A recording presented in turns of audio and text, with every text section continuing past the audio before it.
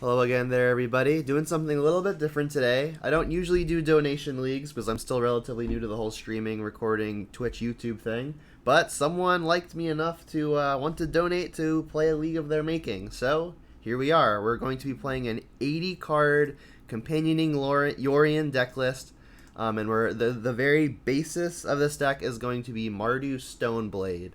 So this is probably going to play out, at least strategy-wise, a lot like Juns traditionally would. We're trying to 1-for-1 at the low end of the curve, and then multi-for-1 at the top end of the curve to outgrind the mid-range and late-game decks, while not letting the short-game decks, like the Hyper-Aggro decks, get under us. So we're looking to utilize the power of Stoneforge Mystic to tutor out one of our swords or our Batterskull. We've got another sword over here in the sideboard. And then we're also looking to leverage the power of the other cheap, efficient threats like Dark Confidant and Skyclave Apparition and Bonecrusher Giant and to a lesser extent Seasoned Pyromancer and Lingering Souls. But Lingering Souls is pretty cool with all the equipment because it provides lots of bodies to equip to and it's pretty hard to deal with. Also has like some nice cool discard value with Liliana and the like. So lots of cool stuff going on here and I'm pretty excited to see how it plays out. Let's take a look at the current metagame. Here we are, same as yesterday. So Heliod actually getting pushed down all the way to 4th, which is pretty surprising. Eldrazi even passing it. So Heliod maybe still the best deck in the format, just not super represented at the moment, at least compared to these three. Blitz has been very, very good. Blue-Red Breach, trying to sneak in Emrakul, has become popular recently, and Eldrazi is on the up and up. Here are the rest of the top 15. And let's get into it. So we will go to Constructed. Forgot to join the league before I started the recording. I got excited. Got Mardu Yorion selected and join.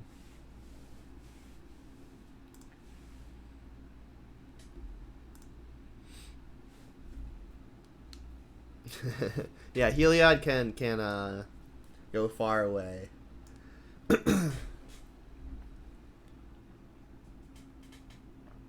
Can this deck be called True Jank, though? Yeah, probably. Oh, by the way, I also did the math on Dark Confidant. The average converted mana cost in the deck, including lands, is this number. So every time we trigger a Dark Confidant, we'll expect to lose about this much life. Fun fact. Let's go first. Reveal the Yorion. And yeah, we've got a keeper. Our interaction isn't really playable at the moment. We don't have the red mana, but we have plenty of red sources, and we still have two things to do. On the play, on the play, this is looking good. On the draw, it's a little shakier.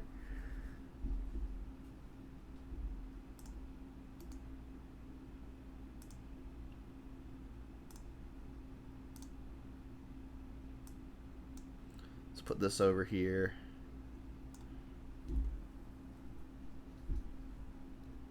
It's a basic swamp mirror. Alright, we drew another red spell. Okay, so highest reward, the highest ceiling play is definitely the Dark Confidant. Basic swamp can mean anything. I guess that anything is probably something involving a fatal push. I think I'm leading on the Bob. Hitting another land here would be really fantastic.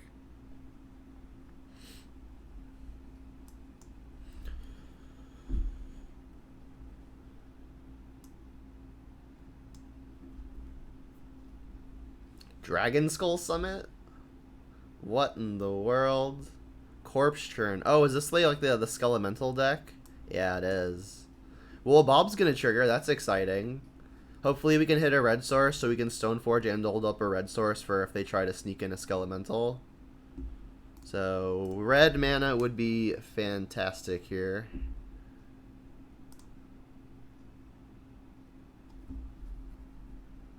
We hit the Godless Shrine. Not quite. Alright, well, I guess we'll attack. And then play a Stoneforge Mystic, and that will get Batterskull. They're pretty likely to pressure us quickly, life total-wise, because of the Skelemental plan, right? So let's get the Batterskull to maybe combat that life loss.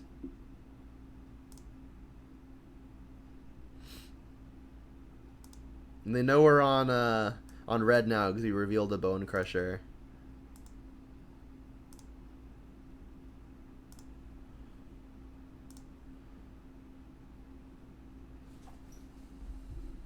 They didn't kill the Bobs. Maybe they can't kill the Stoneforge.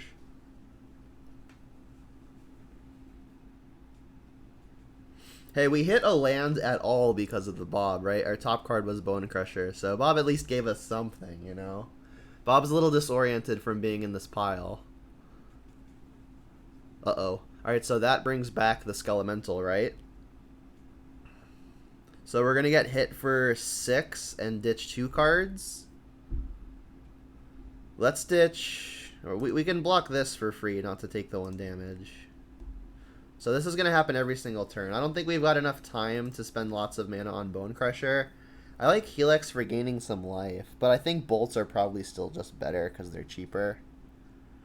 I guess if we can't play any of these 3 spells until we find a red source anyway, and if we find the red source, we can still put Batterskull into play with it. So maybe keeping Helix is just better than keeping another Bolt. Alternatively, I could just ditch other Bone Crusher. I've got lots of threats in play. We're going to have Batterskull soon too. That seems fine. I'm going to do the sacrilegious thing, get rid of the Bone Crushers.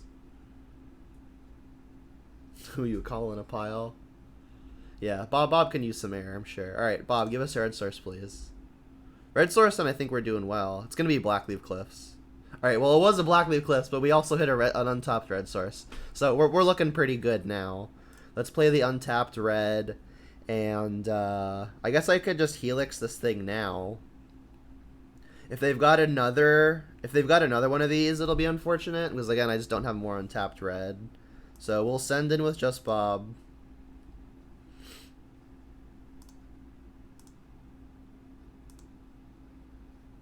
Yeah, we're doing the thing. As long as they don't do something more thingy, we'll be fine. So far, so fun.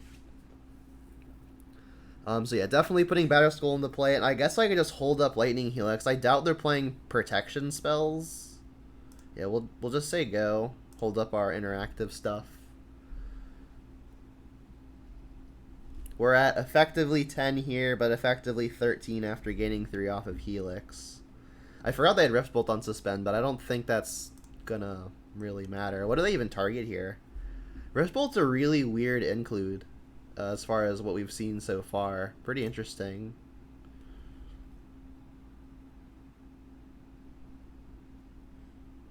They're just going straight to the dome. Okay. And at the beginning of combat, I'll Helix their thing. If they play a second one, it gets stickier. They could also just play one from hand, which would be annoying, but I'm still thinking I gotta kill this. Unearth would also be annoying. They don't really need an Earth while they already have Awakener. They do just have another one. Brutal. It's actually interesting. Do I want to... Because like, they're going to be attacking with 2 Skelementals this turn anyway. So what I could do is I could just Helix this one and then block with the Batterskull, which would allow me to gain life. If they've got a Fatal Push, things get sticky. I mean, they didn't Fatal Push these 2 prior, so I'm thinking they just don't have it. I think I'm going to let them attack. I'll Lightning Helix a Skelemental, block the Thunderkin Awakener with the Germ Token. If they make that attack.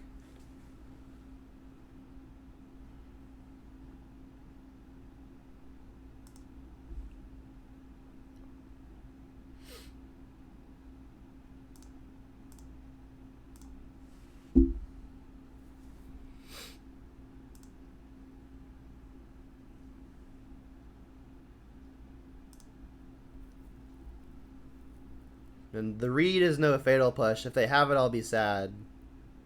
So we'll go to block, kill this, say okay, and then we'll Lightning Helix a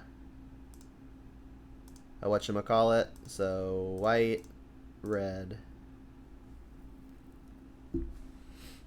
So this route means we're gaining an additional 4 life because we've actually blocked with something, and then we'll keep a Lightning Bolt in hand after discarding 2. And now we're ahead, right? We get to attack with Batterskull now. We'll have to be wary of our own Dark Confidant dealing damage, but we're also gaining 4 life each combat.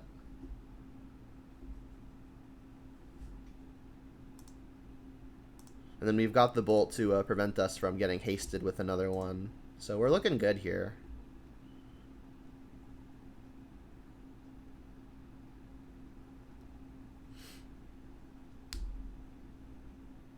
We revealed Thoughtseize. I don't really think I'm going to be casting that. Let's just lead on an attack. I mean, I guess casting it is kind of free, right? Germ's got Vigilance. Yeah, these are some sweet cards. Although the fair cards that do something sweet are always pretty great. All right, maybe I really should just Thoughtseize here. It does feel free well as long as I'm at 9. I can't cast both my red spells anyway, but I will be going down to an effective, I guess, 8 if I intend on casting a red spell.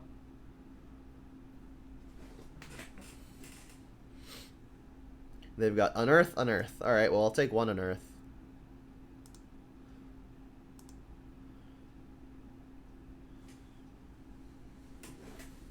And then I think if between Lightning Bolt and Terminate, I'll use Terminate just because it's the more expensive of the two.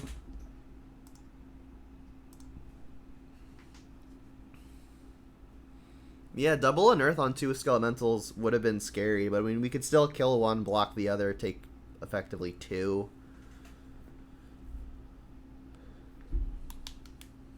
Yeah, Boltol goes upstairs as well, this is true. Alright, so you've got a Skelemental.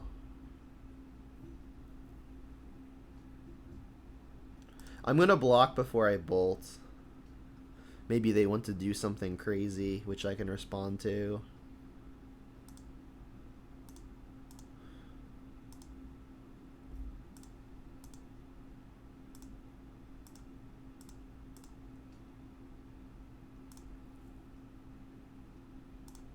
Alright, and we should just have him dead now. We've got Lethal with the bolt in hand.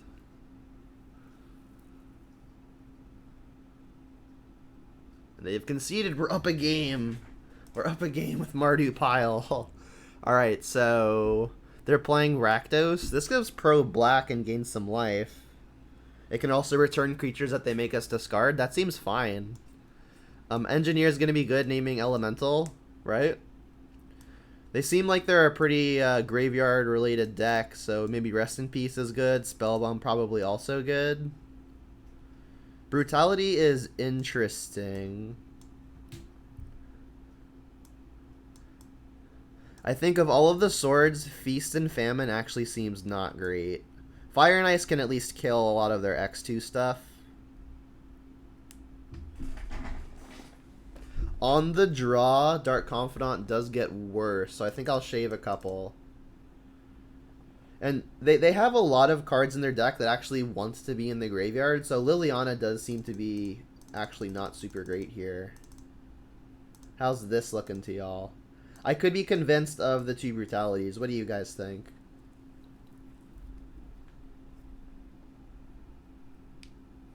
You're saying Rest in Peace makes Croaks are bad? That's true. It also kind of lends to their game plan as well, right? So maybe we make that swap, 2 Croakses for 2 brutalities. How does that seem to you? Who donated this? This was SpunkySniffer's idea. This seems solid. A clean 8 for 8 cards. Clearly Spunky thought this out ahead of time, right? He said Marty's gonna play against Rakdos Elementals, so this is the sideboard plan.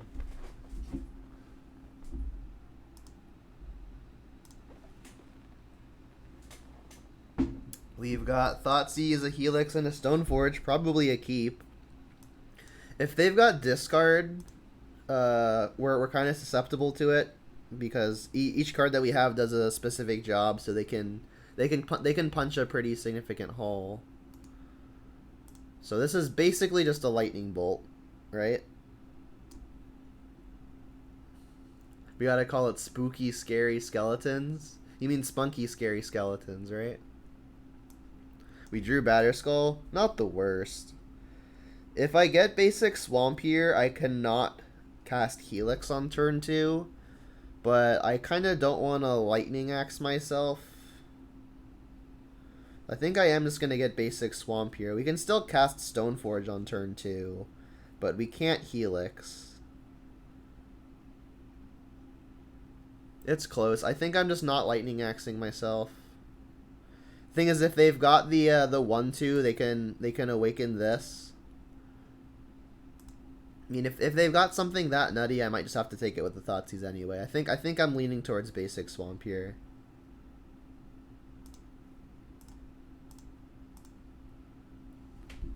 Clearly, the guy who put Gaddock in the board without any green mana knows what he's doing. Yeah, that's true. Or they do have the Awakener, so I guess I'm taking that. They have Ball Lightning as well. Jeez, their deck's going deep. I guess it's an elemental, right?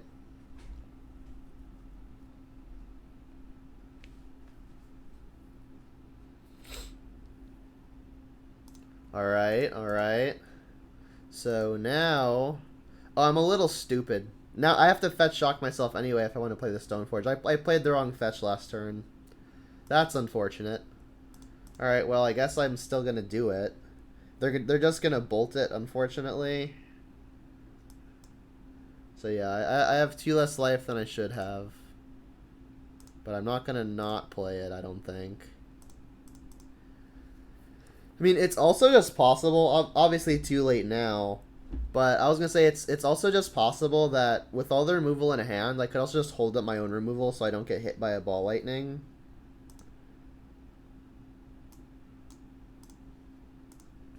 Alright, well, we don't have anything to carry the sword, but let's get, I guess Feast and Famine's actually kind of better. Or sorry, Light and Shadow. Go.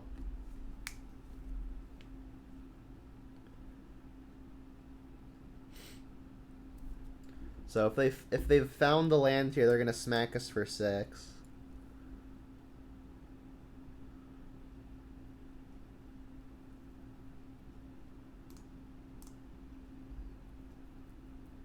You managed to squeak into Mythic with Red White aggro. That sounds fun. Aggro decks are cool because you can get through games quickly to keep on laddering. We drew Inquisition. Well, I mean that's probably fine here. We can't both Lightning Helix and Bolt because of basic Swamp, so the Inquisition is kind of free to cast on this turn. They've got Bloodchief's Thirst, Stitcher's Supplier. Supplier's gonna mill them a bunch, but it doesn't actually... Like, it's an enabler, but it's not a payoff. Whereas, like, Bloodchief's Thirst can kill our Germ, which might be what we need to stabilize. It's actually not super clear here. I don't know if they have anything graveyard related that they don't require a payoff for, something like a Bloodghast. I mean, I've got lots of removal. I think I am just gonna take the removal spell, which may seem weird, but I think it's correct. Now we'll Helix whatever.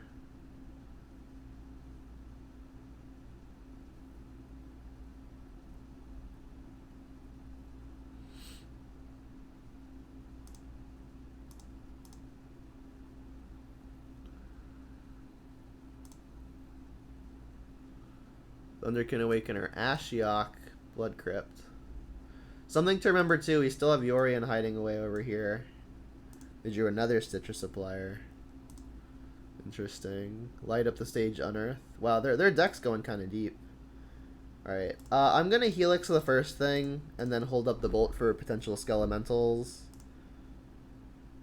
And there goes one off of the top. Ooh, Bone Crusher's a good one. I could just play that, but I think having it as a removal spell is just going to be better. I believe there are 2 basic mountains in this deck, right? Let me check.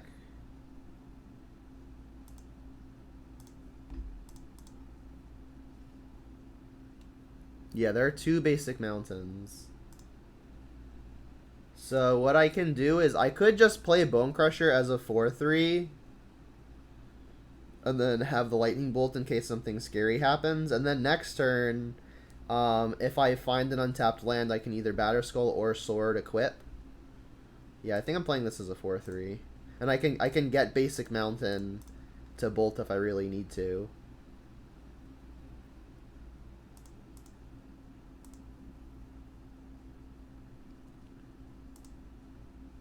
Also, I just like getting pressure down. Oh, you're headed out already, Halsey? Alright, see you later. So you initially started brewing this list because you wanted to shove Chandra, Torture, Defiance in a deck, and she didn't even make the cut. Brutal. Alright, and then, assuming nothing crazy happens, I'm going to get Triome.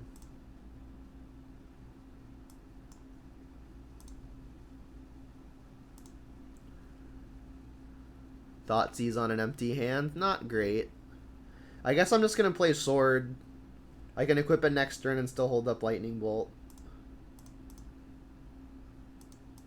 Do I want to attack?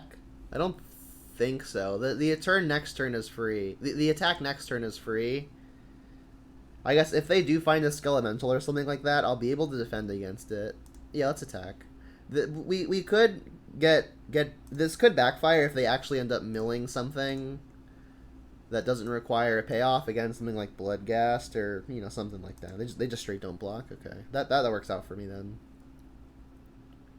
We're doing all right now. So next turn we get to equip Sword. Should be fun. Yeah, this is the Mardu Dome.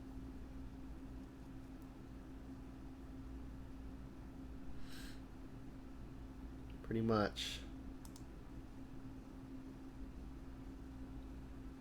Yep, they didn't plan on blocking, so their attack makes sense. I still think I'm going to hold the bolt.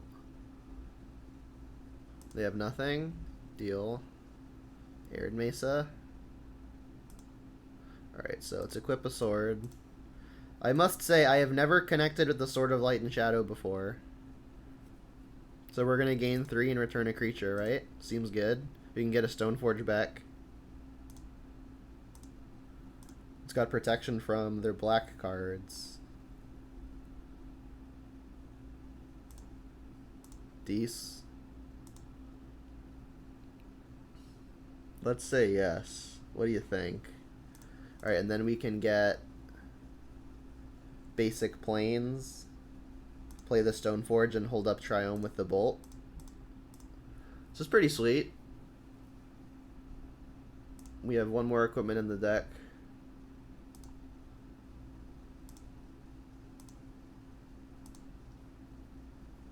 Where's this list from? It's a donation league.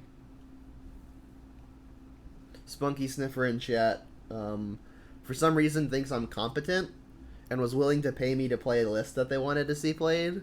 So here we are. We're having fun so far. Hey, 2-0. We're 2-0 in games. We're 1-0 in the league. Let's do it again. Here is the pile, for lack of better words.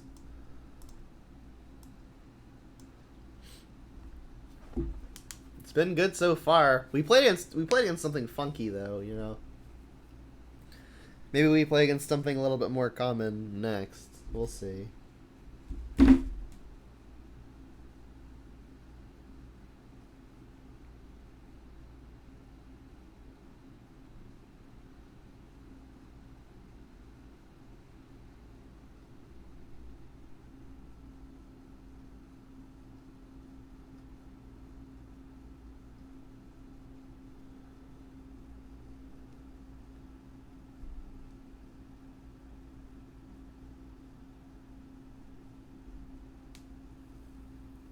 How's the internship going? I actually got upgraded. I got a full-time offer, so I start full-time in a couple weeks. Pretty hyped about that. But the internship is going well, obviously.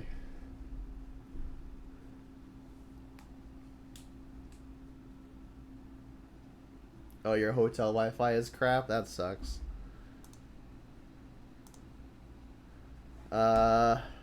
We are on the draw. We've got a couple pieces of two-man interaction. I'd be much happier with this on the play, but I mean, this is probably still fine on the draw.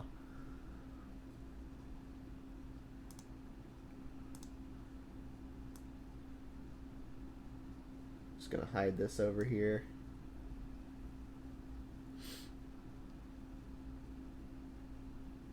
Watery Grave tapped, pass. Interesting. Alright, well this hand looks probably pretty good versus Watery Grave. This will get Triome.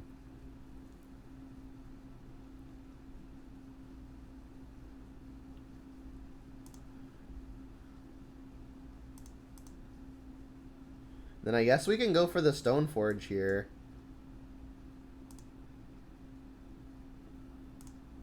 Lands would be good. There's a land. I guess we can just play the mountain now. So we know maybe we don't really know what we want to fetch for yet. I mean, given mountain Triome, we're probably gonna get Godless Shrine. And I like jamming now because we've got lots of good things to follow up with. We can make them just need answer after answer. We could always wait till we find a discard spell, but in an 80 card deck, that's harder to do.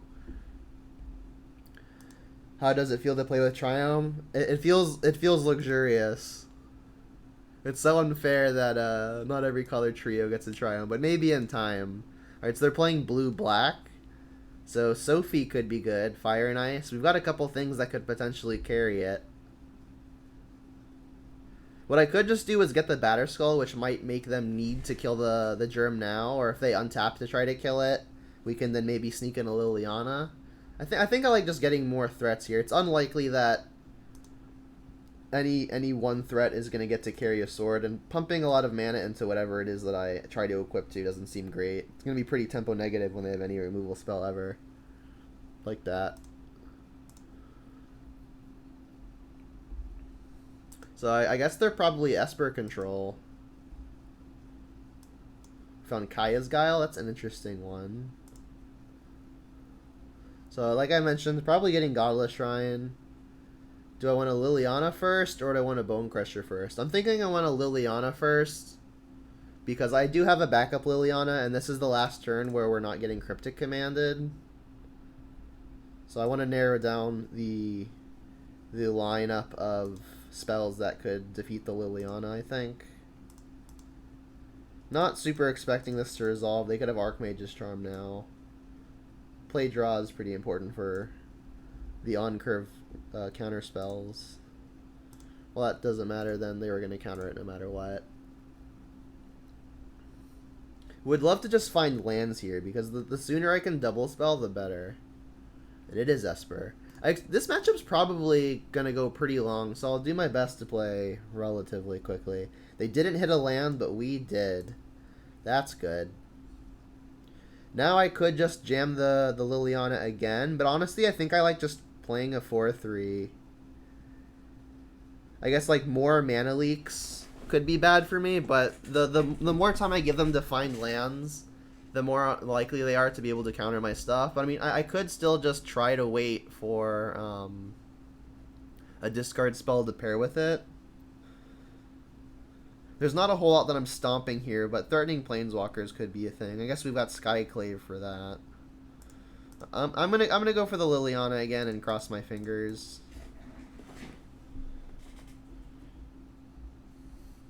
Mana Leak and Archmage's Charm would be unfortunate. We know their hand's all spells, right? They would have played a land. Yep.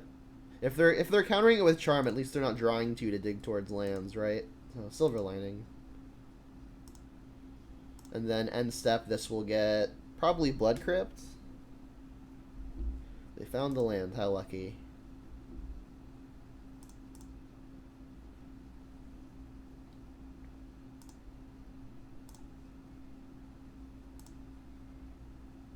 Wow, Lingering Souls is a good one. It's pretty awkward for them to try to counter Lingering Souls. I guess we just do that. We can't cast another spell this turn, but kind of the perfect thing to cast and open mana. It also does a pretty good job at threatening Planeswalkers, right? I guess Force of Negation would be pretty annoying, right? Imagine not drawing the cards that I need? Yeah. I don't know. I'm too lucky for that to happen to me. First world problems.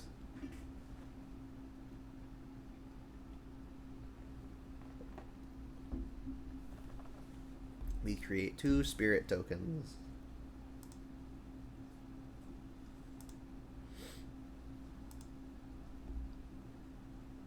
I always forget this card has Entwine. Hey, we got a subscription! Thanks for the resub, Basic Lands. Always appreciate the support. Oh, that's rude. Yeah. Subscriptions are always appreciated, but by no means required. You come for the Jun, stay for whatever I'm playing. Thanks. Alright, so a plus on Jace would be annoying. Alright, they're not plussing it though. So maybe we get to stomp it and then attack it. They could have Fatal Push available. So I think I am just going to attack Jace with both. Regardless. Untapped land would be nice so I can flashback souls and do something else. Force of Negation would still be unfortunate. But I'm going to try to kill the Jace.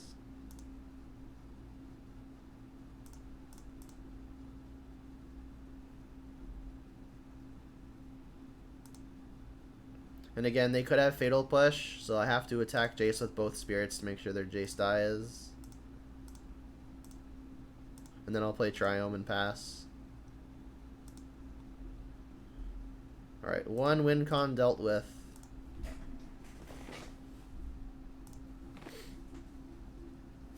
Appreciate you saying so, Basic Lands. So many extra windows.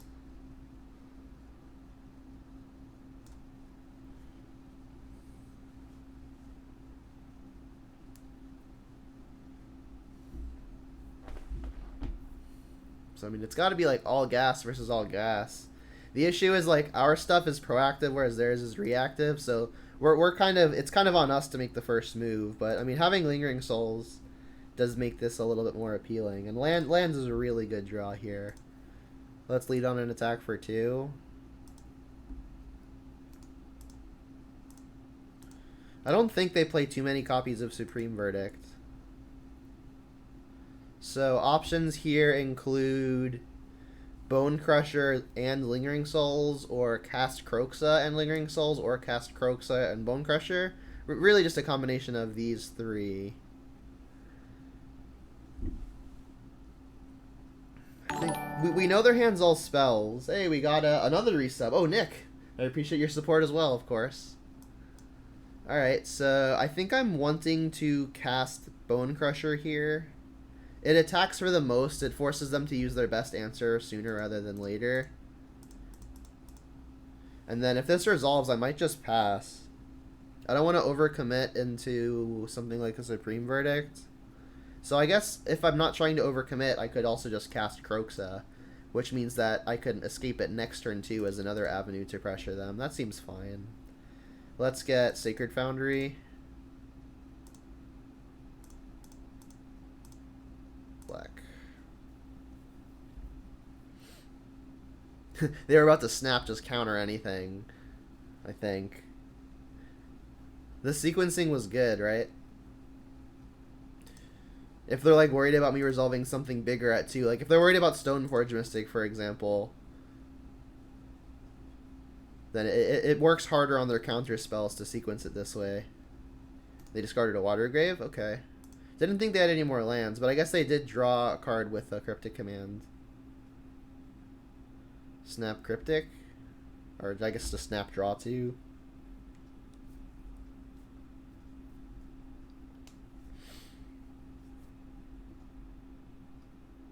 No, they did target Cryptic. Interesting. I think they care more about quantity of resources right now, so I'm not really sure why they didn't just take the draw 2. Oh, because they're trying to kill spirits. I guess. I mean, this feels like a trade that's good for me. I still have other half of Lingering Souls waiting around. You could have Archmage's Charm to steal a spirit. Then you can block a spirit with a spirit. Next level. So yeah, so Entwine on this is 6 total mana. We've also just got Kroxa as a good option. If I draw a discard spell, I might just use the discard spell and try to sneak the Kroxa in. If they attack, I'm going to no fear block it.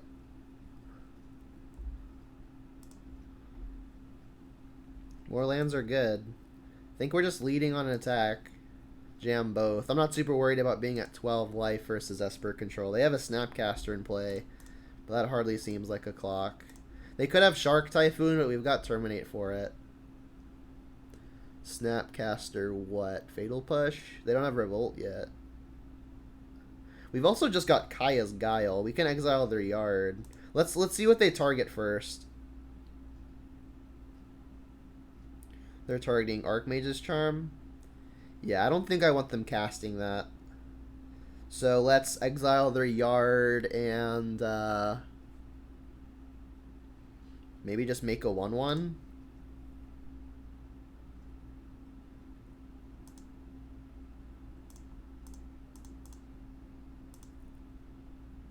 Just pressure them some more. Yeah. Cryptic is like a really cool card, but it always feels good when you're on the opposite side of one and like they use it pretty poorly. Like you force them to use it poorly. Alright, so you want to double block? If they double block my Bone Crusher, I'll terminate. Like they could obviously counter the terminate, but if they're using a counter spell on a terminate as opposed to literally anything else, I'm pretty happy with that, I think.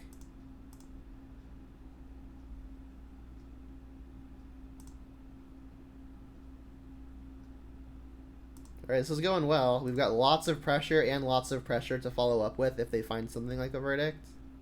Take 2. Got them. They're like Bone Crusher is just a very, very solid 2-for-1 a lot of the time, and then it also has extra abilities that no one thinks about. You shock yourself when you target it, and it prevents damage on Stomp. Teferi is dangerous, but we've got some pressure for it. We've got 1 card remaining. They can activate Castle.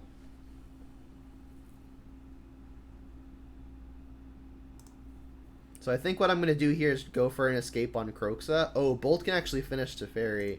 Let's attack Teferi first.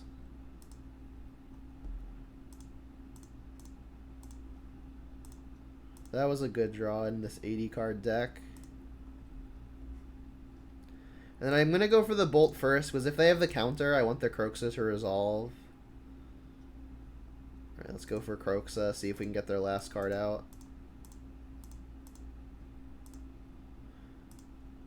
We have Kolaghan's Command in the deck, so I'll leave Bone Crusher. We don't play Tarmogoyf, so there's no reason to leave Planeswalkers.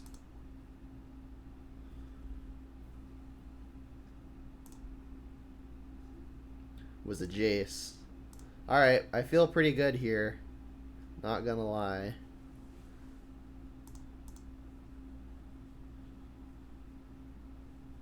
So I think it's Verdict or Bust. Bottom. That's a good sign.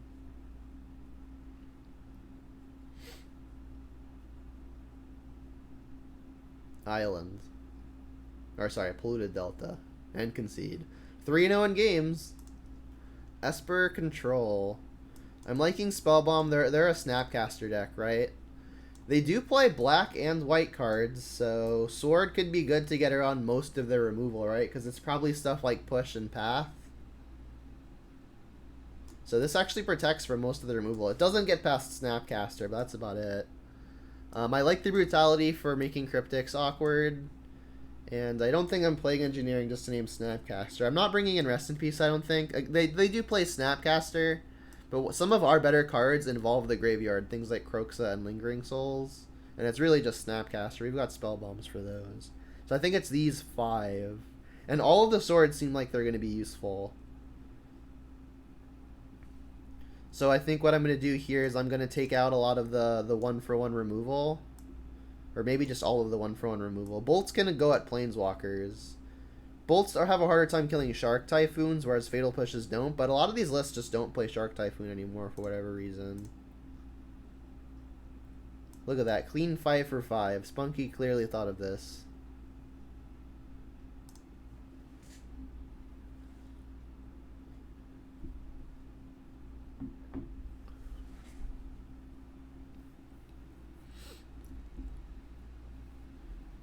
Reveal the Sky Noodle.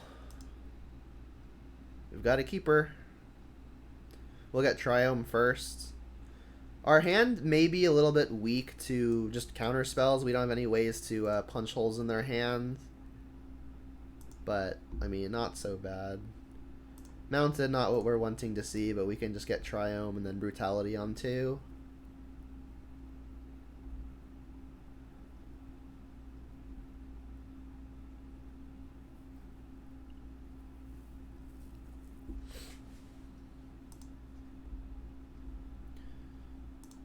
So, Mana Leak and Push both deal with Bob pretty well.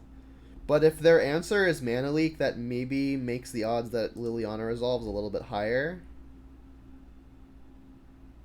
I could also just go for the Brutality now in hopes to get the Liliana into play next turn. That seems a little bit better. This is the least tempo negative if the opponent has a removal spell for any creature. Alright, that has effectively neutralized the Mana Leak as well, so not the worst to happen.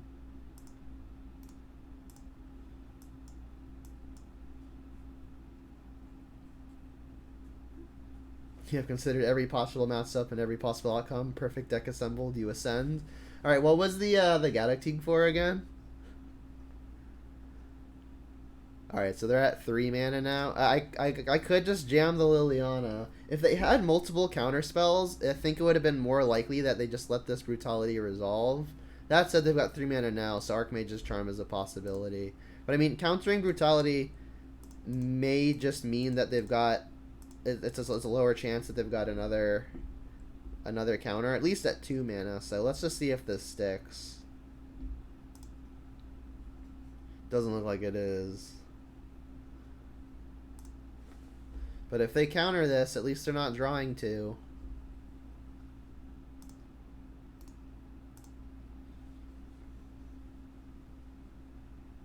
Then what's the sideward plan versus 60 islands? Oh, we can't beat that.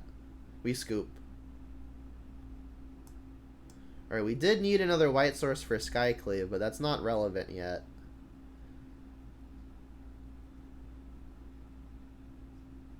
What I think I'm going to do is cast Croxa and then cast Dark Confidant. So let's lead on Croxa so they discard without information.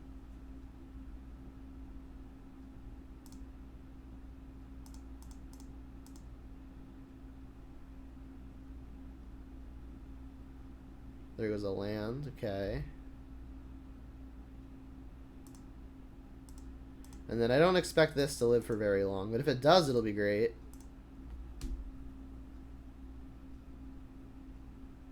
Maybe.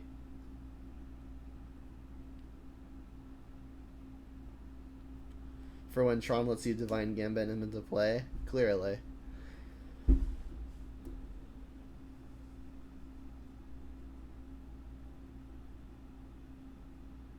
Darn. Well, I mean, this probably means they don't have something like a Fatal Push, because Charm is probably worth a lot more as a draw to. This is bad for me. Skyclave doesn't hit it, unfortunately. Triome. Sorry, clearing. So I can... I'm one off of escaping Croxa, unfortunately. If I sacrifice the clearing, I'll have enough cards, but not enough mana. It's pretty poor, but I think I'm just gonna play the sword this turn and then play the clearing to make sure I've got the mana for next turn. I guess if that's the plan, I could just clearing first and see what I hit. We're not any less susceptible to mana leak this turn by sequencing it this way, so let's do it this way. A bolt. That is interesting, but it doesn't hit the Teferi quite yet. I could just like play the Skyclave as an empty 2/2 as a way to pressure the Teferi, but that seems pretty poor.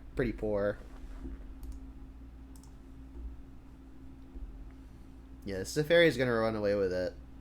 If they minus the Teferi on the Croxa, that gives us a window to Lightning Bolt the Teferi.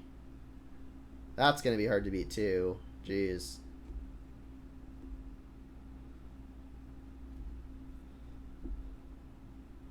Concealed Courtyard, not what we want.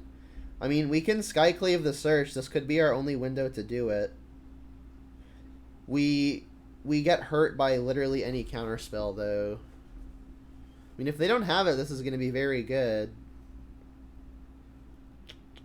I think I'm going to try for it. Because, like, if we Croxa here, we're still very, very, very far behind. I think it's more likely they have a removal spell than a counter. So I think I'm going to go for the Skyclave. And if it works, we can also equip the sword. I doubt it works, unfortunately. Cryptic would be the worst. Oh, it worked? So you're telling me we're not just dead?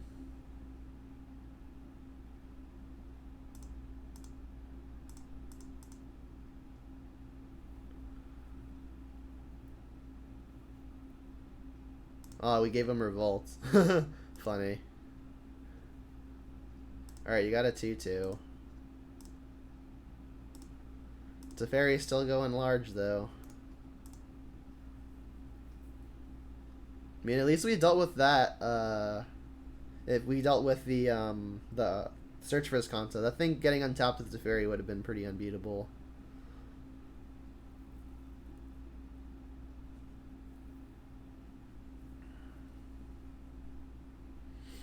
We can bolt the Teferi to keep it off of ultimate, but it's already drawn so many cards and it's slated to draw a lot more.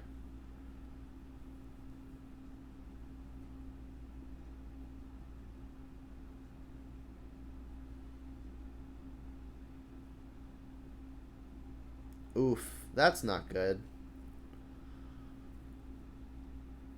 We need to find a creature for the sword to get equipped to right now.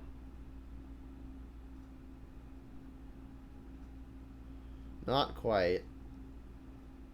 Well, I mean, it's not getting much better. I guess we'll see what we hit, if anything. I'll land. Alright, yeah, we needed a creature there.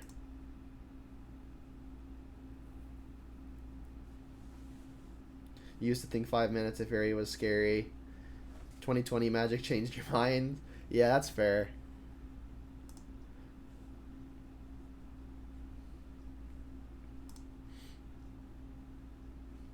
We might have to just bolt the Teferi to keep it off of ultimate.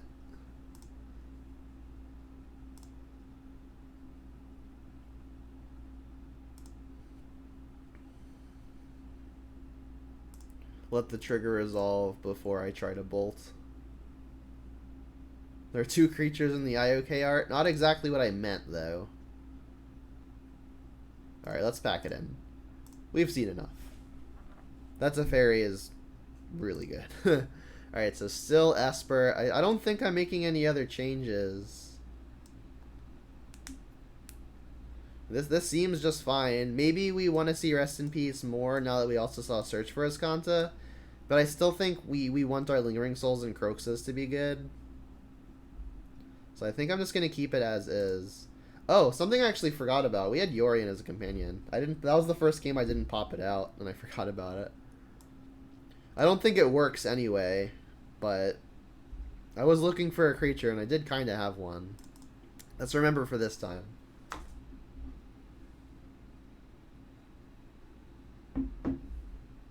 Let's go first. Reveal the whale. We've got a keeper. We've got turn 1 Thoughtseize, turn 2 Stoneforge, and some good follow-ups. Sounds great. Come here, Sky Noodle. I don't want to forget you again. Banger you, thank you for the follow. I appreciate the support. Really do. Thoughtseize. They've got Fatal Push, Go for the Throat, and Teferi. So Go for the Throat is destroy a non-artifact creature.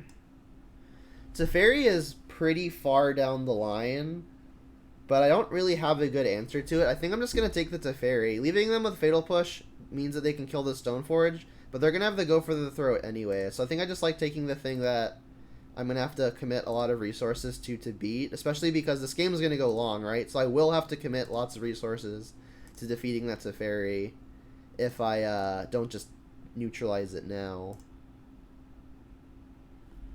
Another land is not ideal. I can save the Bloodstained Mire for the Triome if I want. It is probably getting a white source, so let's just play Silent Clearing into Stoneforge. And then this can get, I guess, probably Batterskull just because it's another threat. Although Seasoned Pyromancer producing lots of bodies means it's more likely that we actually get to connect with the sword. So maybe I should actually just get a sword. And then if so, which one? I'm thinking Feast and Famine. Or sorry, Light and Shadow. Just to get some creatures back, and gaining life isn't as relevant. But I definitely want something that has pro-black, pro-white. Pro-white's going to be important for dealing with the various Teferis. Let's get Light and Shadow. He'll admit you forgot the sideboard showed up too. Yeah, I'm not used to playing with Companion, but I should definitely remember.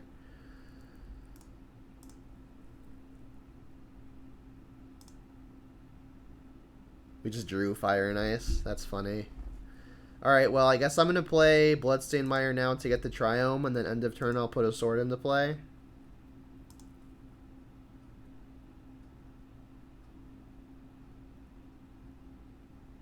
Actually... So, playing another threat now could be beneficial, because that also just means they're forced to tap out for another answer sooner. Which means then maybe Bone Crusher, which means maybe then Seasoned Pyromancer can actually start connecting. Because if I just shoot a sword into play now, the opponent Fatal pushes the Stoneforge anyway. Or Go for the Throats. I think they're actually more likely to use the Go for the Throat because it costs more, and then they need Revolt to kill the Bone Crusher. So I think I'm actually going to pass and hope that they use the Go for the Throat.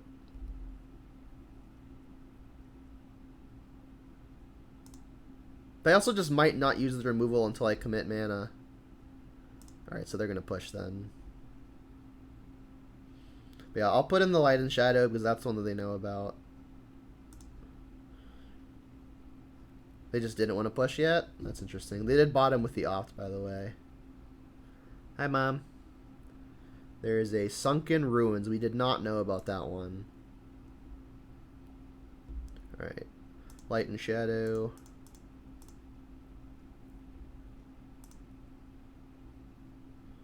Let's get Triome. And I'm not going to go for the equip. We know they can just kill it. That would be pretty tempo negative. Triome. If we had another 2 mana thing to do, then maybe I go for it. I guess we do in that we can shoot a Sword of Fire and Ice into play.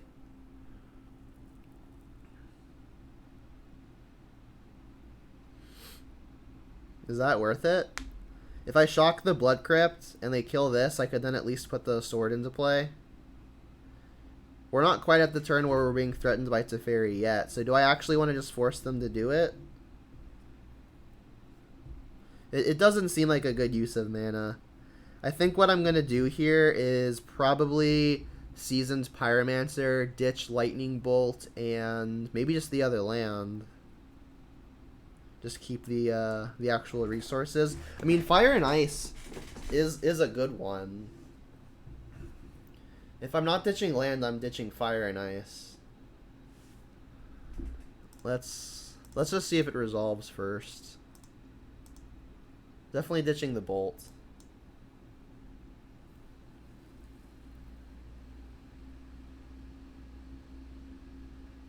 So it does resolve. Let's ditch the Bolt. Let's ditch the Blood Crypt. I think the resources are going to be good.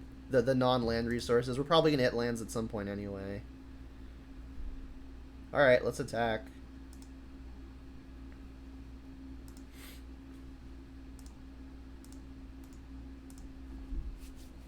And Croaks is a good one versus the 1-for-1 removal. They just do nothing. That feels like a little victory. I also think diversifying the number of threats we have in play is also good, because if they play a Planeswalker, we're going to want to be able to pressure it without like casting cards at whatever Planeswalker it is. Land's good. So I can stomp here and use a sword. Kind of like it. I can also just cast Croaks as well. Equipping sword makes them start needing to use their removal, but I think like there are only so many turns they can continue passing without doing anything, though. So I think it's actually better for me to just not equip now, because if they keep on passing while doing nothing, we're just pulling more ahead. Let's attack all, even with Stoneforge. Not really putting a priority on shooting a Fire and Ice into play. If I drew the Batter Skull, then yeah, I'd put that into play.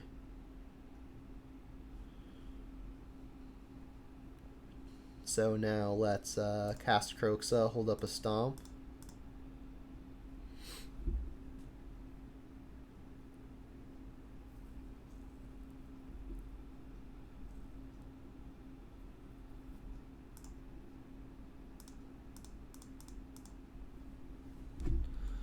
Which are discarding. They could very easily just have Cryptic. We know 4 of their cards. 3 of their cards. And they're kind of getting low. We do still have 4 points of burn just in hand. Snap Opt, sure. Do I want to stomp this Snapcaster for any reason? I'll let them finish resolving Opt first. I really don't think we need to. Annoying that Snapcaster gets in the way of whatever we put the sword on. I'll go for the Stomp end step, and if the opponent wants to counter it, fine. They bottomed with the first Opt and bottomed with the second one as well. So we know half of their hand. More than half of their hand.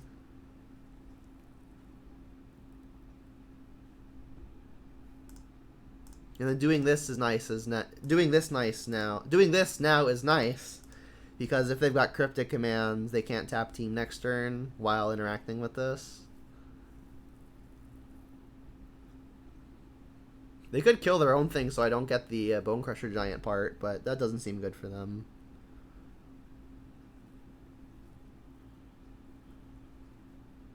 I don't want them trading for free, basically. We're attacking for 4 a turn, which isn't nothing. This plan has made it look good not equipping Sword. Like, I can just keep on doing small things that they're not incentivized to interact with. And if I equip Sword, they're going to go for removal, but they can't just continue doing nothing forever. Force, sure. So we know all but 1 card. Skyclave is interesting. So I could go for the equip on Sword. They'll then use their removal spell, and then I can equip something else with the Sword, which seems good. We can't escape the Kroxa yet, so that seems fine. So let's go for Sword equip on Elemental. They pretty much have to respond to this. They don't have multiple black. They can block with the Snapcaster, but it's gonna be pretty hard for their Snapcaster to get in the way profitably, right?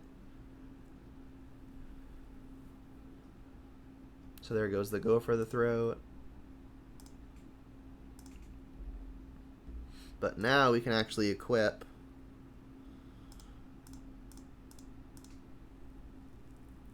And if you want to block it, sure. I'll keep the Stoneforge alive, I think. Actually, let's attack both. If they want to block Stoneforge, that means we're connecting with Sword, and that's great too. We can actually just get the Stoneforge right back. So now this is immune to most of their removal.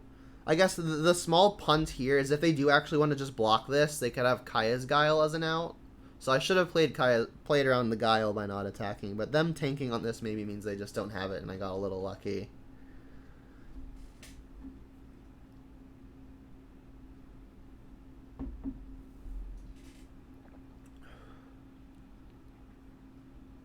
Rewarded, I guess. We got 1 point in. Alright, go. So it's going alright. We know of 2 of the cards in hand, assuming I've tracked this island correctly. Which I think I did.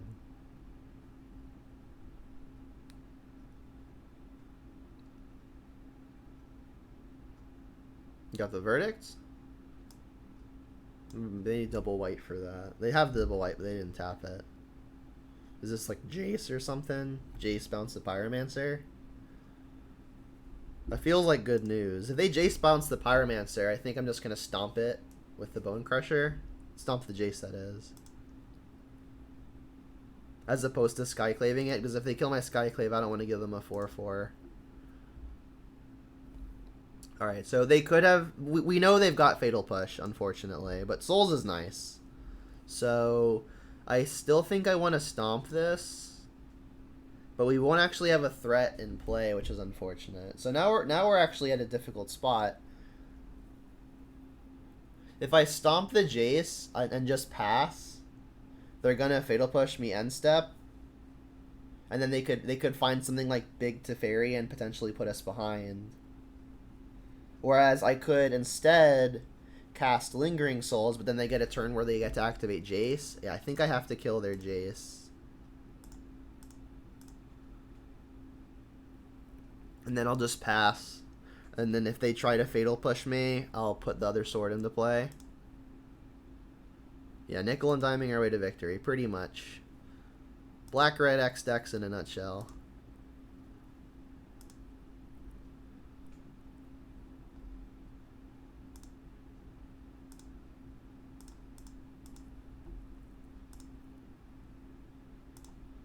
Alright, so we're going to hope they don't untap into something big. This would be a good time for them to resolve a Big Teferi. We did Thoughtseize one on the first turn, though. Oh no, they've got it. Uh-oh, we've got a game. That was bad. This is what we needed to avoid. And that's probably the only other copy they've got in their deck, too, which is pretty aggravating.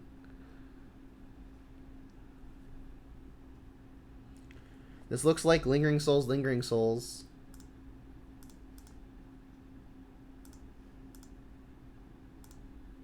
Really need to pressure this Teferi, and now we're hoping for no Supreme Verdict. If they didn't have this Teferi, I think we're actually kind of ahead. That feels good, though.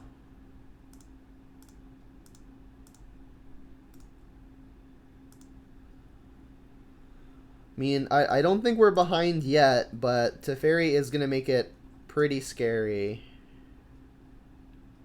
Archmage's Charm is going to be a liability now.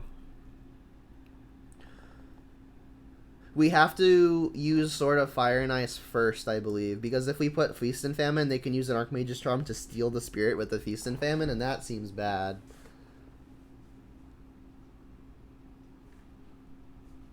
And I'm aware of the time. I'll try to play a little quickly. I think one of the remaining cards is Basic Island. Liliana's a good one.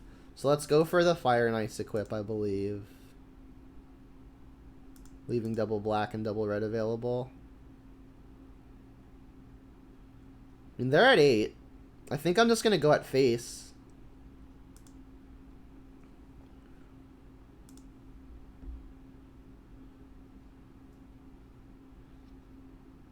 Again, I have to use I have to equip the pro blue one, because if they have like Snapcast or Archmage's Charm, they could steal the spirit after I've equipped.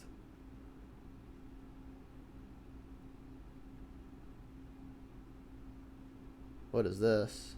It's cryptic. Tap draw. Brutal.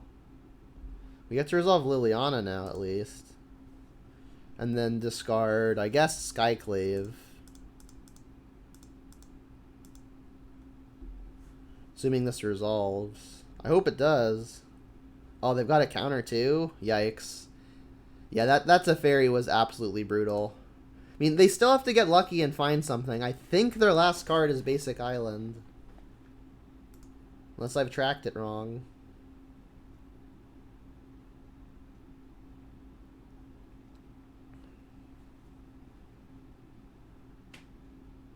What's this? Brutal. Kaya's Guile. That's an interesting one. I still think I should probably go for the equip. Again, the one that doesn't get blown up by Archmage's Charm. They could always, I guess, steal it in response, which would be bad.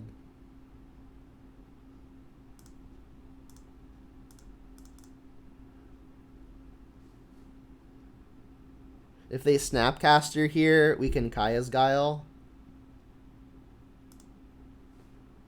to delete the target.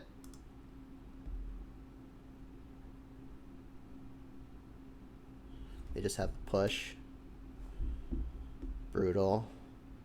Well, then I guess I'm making a spirit and something. Do I just do it now? I could Seasoned Pyromancer, just make some tokens. That could be a good way to pressure the Teferi. I kind of actually like it.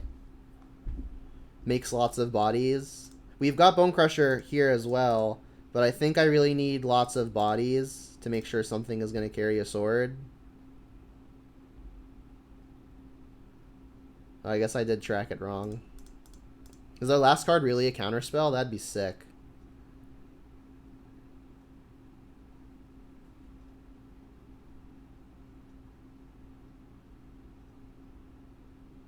Wow. They drew nutty. They drew really, really nutty.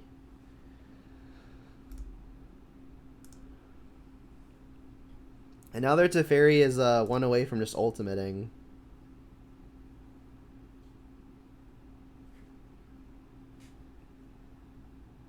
I mean, this is the reason why I took first Teferi with Thoughtseize, but they got lucky and found another. You got Jace too? Draw two, okay.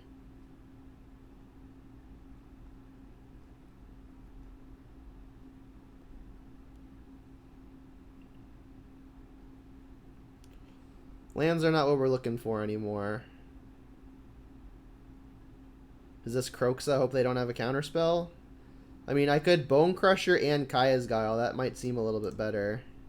I guess land first means that we can't get mana leaked.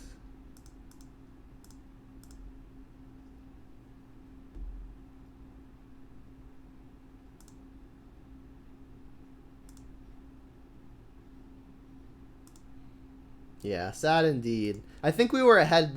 We were ahead like turn 7 or 8, but this Teferi was brutal. They stuck it on turn 5, but we were able to compete with it. But they've been drawing kind of the nuts in terms of answers. That doesn't matter anymore.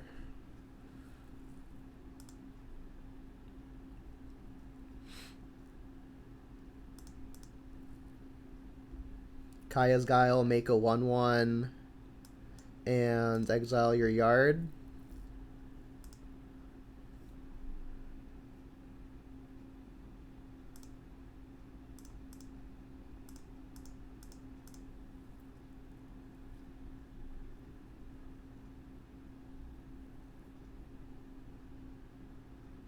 I mean, if they've drawn actual dead, then maybe we do. Maybe we get there, but it seems unlikely. Oh, I didn't actually put the deck list on Stream Decker. I need to do that though.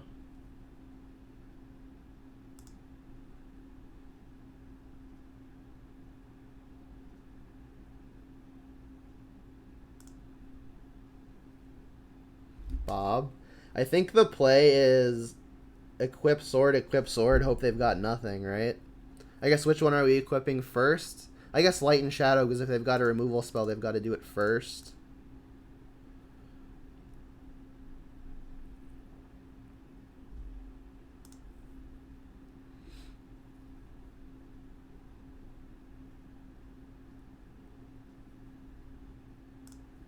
You just needed Revolt for a push. Take 2. Got him.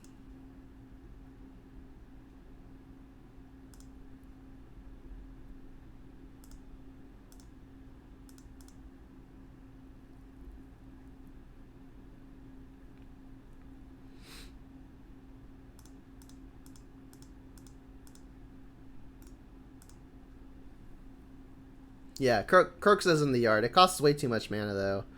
Wow, they just had... they've been drawing kind of it all. That's a fairy. That's why I took the first one. I needed them to not have their second copy. They did it, though.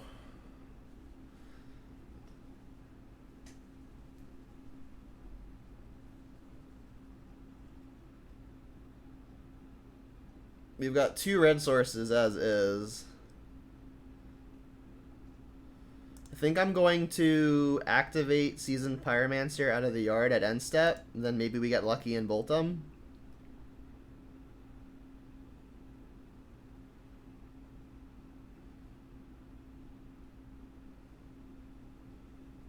What is this?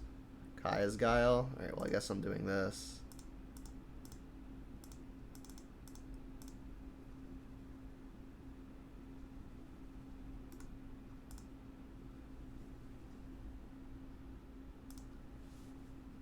Smart of the opponent to have to edict me here as well.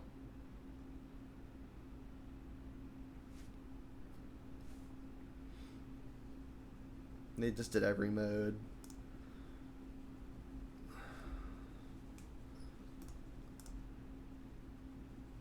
No, they're not going very far, actually.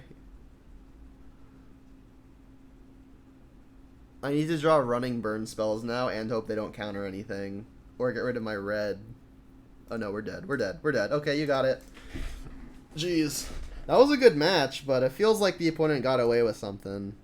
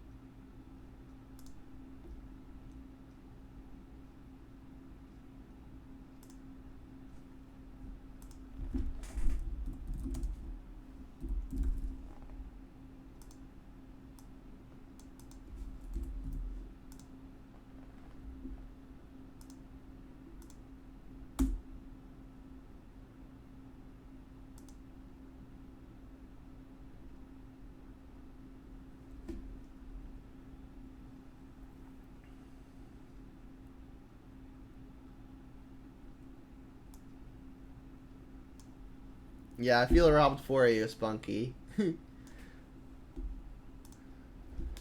What's my opinion on Reflecting Pool, Enjund, or other 3-color mid-range lists? I don't like it, personally.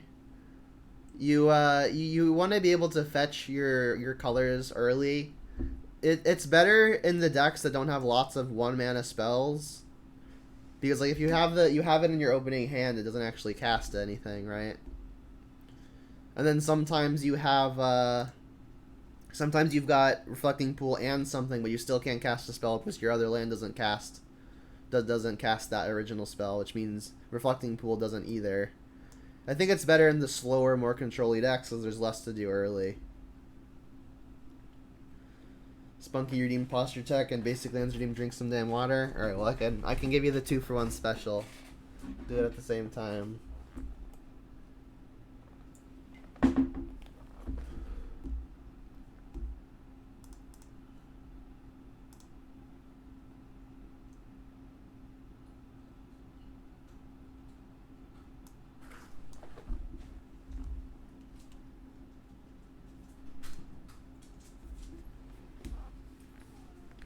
Hello.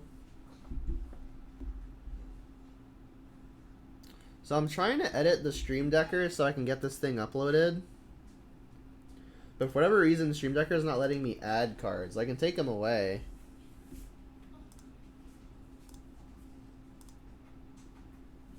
Sounds good. So... Alright, let's get Triome if nothing happens, but if I want a Fatal Push, I'll have Blood Crypt.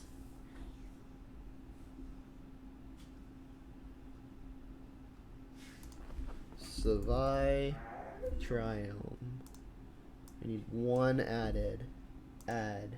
Alright, I think that worked. Scalding Tarn. Scalding Tarn, okay.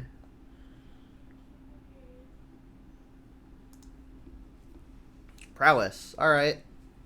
This matchup feels like it's got to be good. I think I'm still getting Triome here because I can just Fatal Push on my next turn. The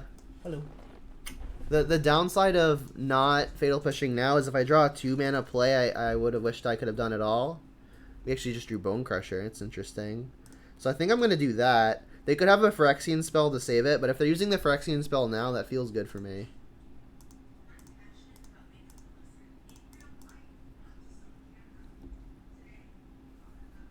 Cool. Alright, and then we put Damping Sphere on the sideboard, right? Sprite Dragon, sure. We can edict that pretty cleanly. Ooh, wow. This is not great in the matchup, granted. I think what I'm going to do here is just Fatal Push this. The thing is, if they go Creature next turn, Liliana gets worse. So let's actually just Shock and use the Edict. If they want to use a burn spell to neutralize this, that feels like a small win. They could have a Haste Creature too. But I don't think they have a Swift Spear, because they probably would have played that before Soul Scar. They could have another Sprite Dragon, which would be unfortunate.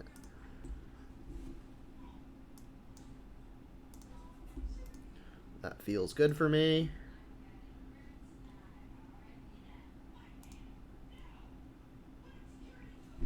Oh, they did have the Swift Spear, brutal. Alright, we drew Bolt, though. So they didn't have a Phyrexian spell last turn, so I feel like they don't have it this turn either. Let's go for the Bolt and deploy Dark Confidant. 16's pretty healthy for a Dark Confidant.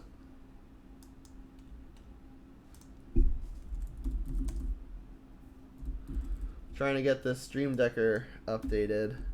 Yep, Dart's why we don't really like playing Bob. Why is it not recognizing the name of this card?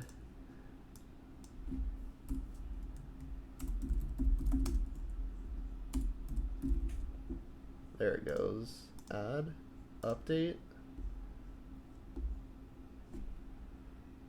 Alright, I'm really trying to get this Stream Decker working. Alright, so set as deck. I think we're good. Someone want to type exclamation deck in chat for me and we'll see if it's online. Bone Crusher hits for more, so I'm going to play that.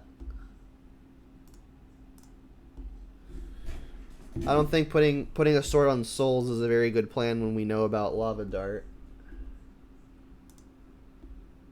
Hey, it works.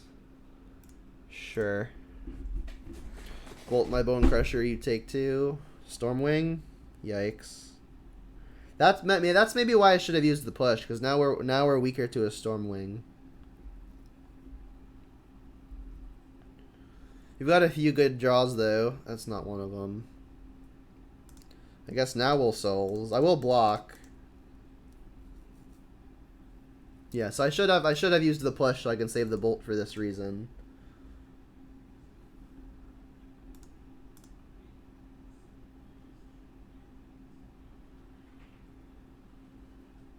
This doesn't impact my decision at all on whether or not I'm blocking, because I am blocking if they let me. Double Stormwing is a problem. It's like, maybe I almost just don't block now, because I may need extra spirits to have to equip the sword, but I can always just flash back. Let's just gain the life here. More land, not great. I guess I can souls and play a sword. Yeah, too many wings in the storm. Well said.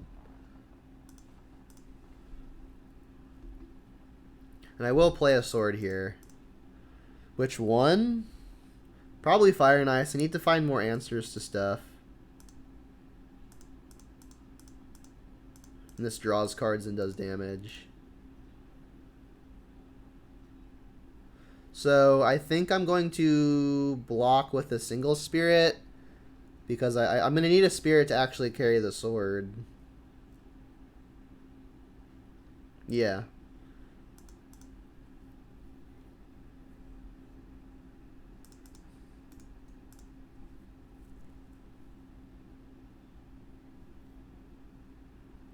Wow, that's a lot of Storm Wings. Where's the Maelstrom Pulse when you need it?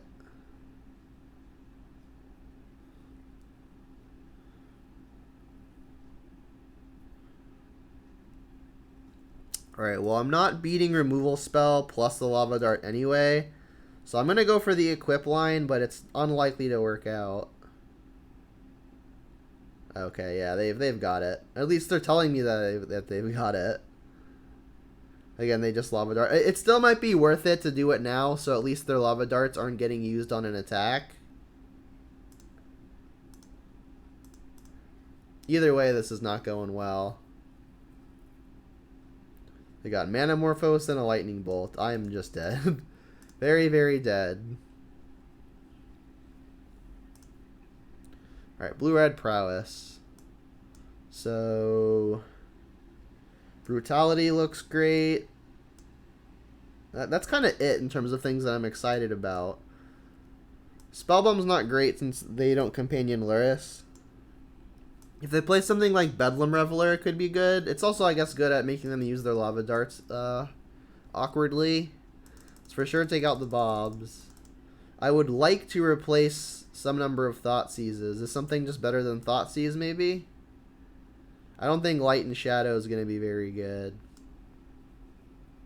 Are Plagues decent?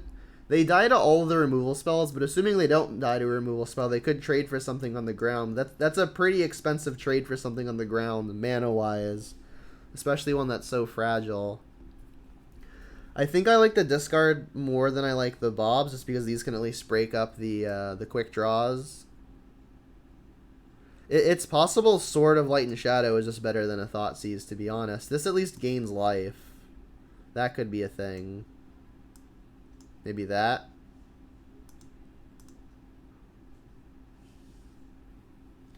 I can name Sprite Dragon, but that only kills the Sprite Dragons if they play them after I play the whatchamacallit. I think I'd rather just keep the low to the ground stuff.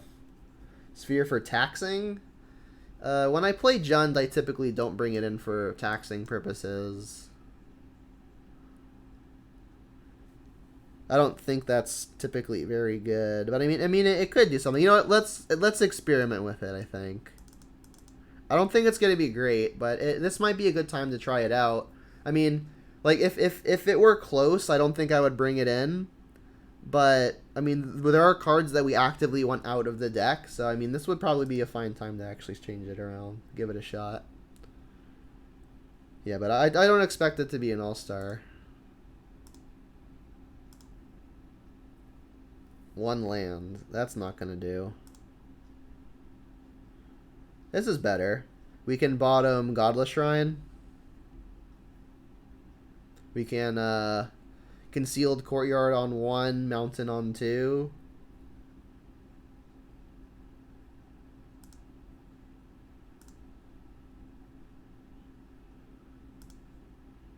Actually, we should bottom Swamp, right? We're not going to get Blood Mooned, are we? We can just Godless Shrine tapped on 1. Yeah, I'm just not going to fear the Blood Moon.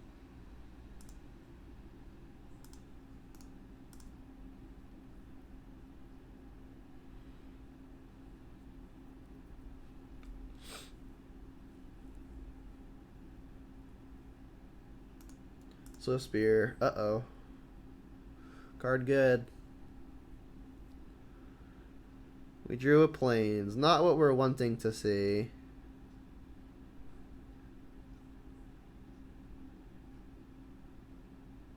We can't Pyromancer on turn 3 if I play Courtyard, but I don't think... that we might actually have to Pyromancer. So maybe I should have played Concealed Courtyard first anyway.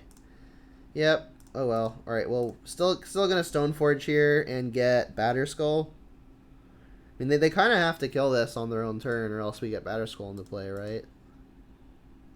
Batter Ball. Go.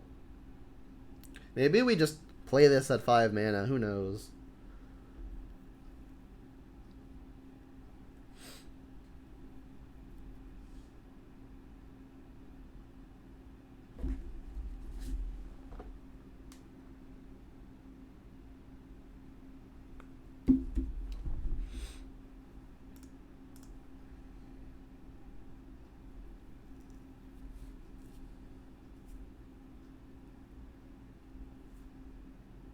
Let's hope they don't have Prismari Command on board. I think that's probably pretty expensive. I don't think they would do that. So I can now play Seasoned Pyromancer right now if I want. I could ditch Concealed Courtyard and Kroxa. Kinda like it. So basic Plains never escapes Kroxa, which is an issue. So maybe I discard that. We can't... The Concealed Courtyard's coming in tap next turn, though, but there's not really anything at at 4 mana that I wouldn't be able to do. I can't double spell next turn, so I think I am getting basic mountain here, and then next turn I'm planning on getting concealed courtyard. This means I can't cast Kaya's Guile next turn. I mean, it's a gamble no matter which way I go. I think I'm gonna Pyromancer though. Ditch Kroxa, ditch. I guess the courtyard. But if I ditch courtyard, I'm not escaping Kroxa. Yeah. I guess I'm ditching plains then. So buy Kroxa, buy plains. Bolt and a sword. Okay. Those were good.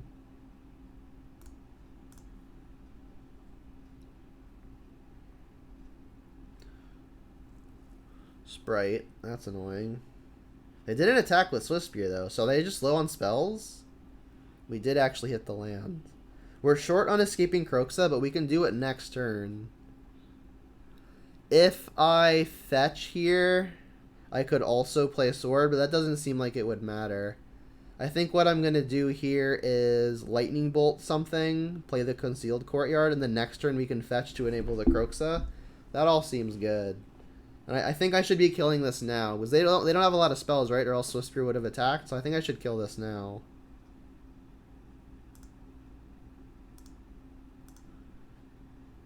Okay, that worked. Courtyard go. We're in it.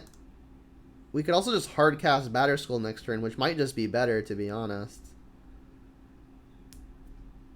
Expressive Iteration. That's a good one. Basically draw 2.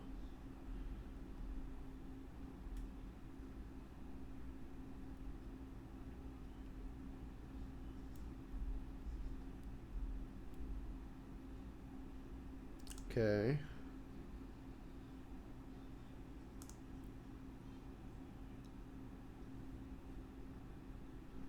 Do I want to just gain 2 life?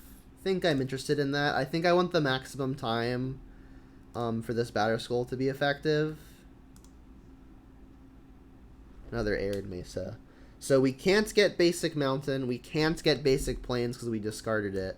So if we're going to do something that costs 5 mana here, we have to shock to do it. I think I'm hedging away from that. So I think what I'm going to do is fetch and then just escape the Kroxa with the 4 lands. And then I guess that means I can get Triome. We'll hope for no Vapor Snag or something like that. Vapor Snag would be pretty bad. But it's going to be pretty bad versus Batterskull as well.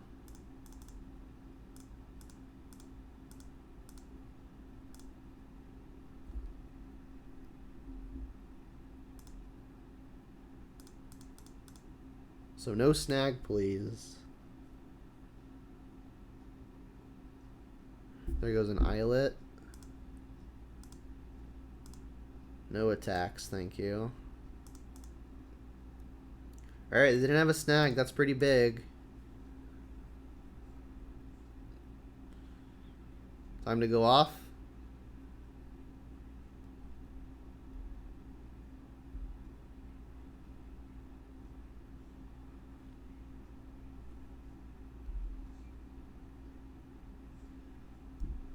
I can shrink Kroxa if they've got a burn spell. They've got a lot of lands, which is at least a little promising.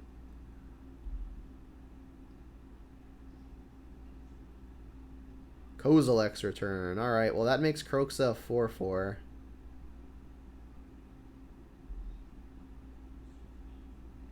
Any other burn spell means that Kroxa is not even trading. I think I'm going to go for it. If they have it, it sucks, but then our Batterskull might have time to thrive. Yeah. So, like, this would have been bad for our Germ. Oh, they should have bolted me. Alright, Batterskull time. Next turn, if we get to untap with Batterskull, we get to put the sword on it, which seems like big game. So if we can brick here, if we can have the opponent brick here, we might be in a good spot to start pulling ahead. That's not a good sign. I mean, I have to block, right?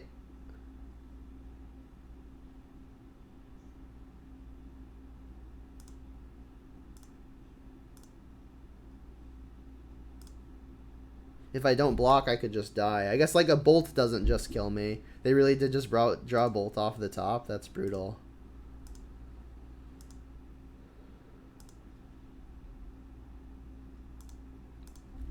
I might not be able to afford to lose this life. The thing is, like, it doesn't get a basic, though, so if I'm using the mana, I have to get it now.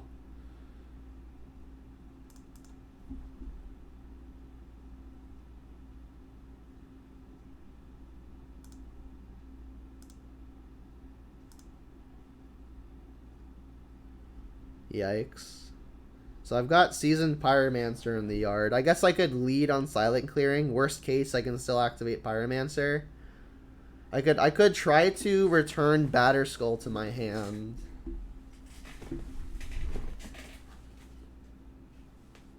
I think I'm going to lead on Silent Clearing and see what we can find. Come on, deck. Bone Crusher, that's a good one. So now we can stomp Soulscar and play the Bone Crusher. So let's stomp Soulscar. That was kind of nutty. We get to kill a thing and play a blocker that their things can't effectively get past, and then maybe we can put a Batterskull on it. That was pretty hot. We still died to a 2 damage spell, or a Lava Dart, which I guess is a 2 damage spell. So I may be forced just to block again. Do I take that gamble? If they don't have it this time, if they have it this time, though, the difference is we're actually trading. So I think I am blocking.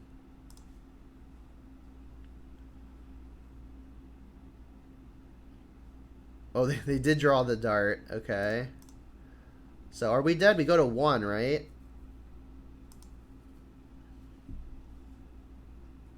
Yeah, we go to 1.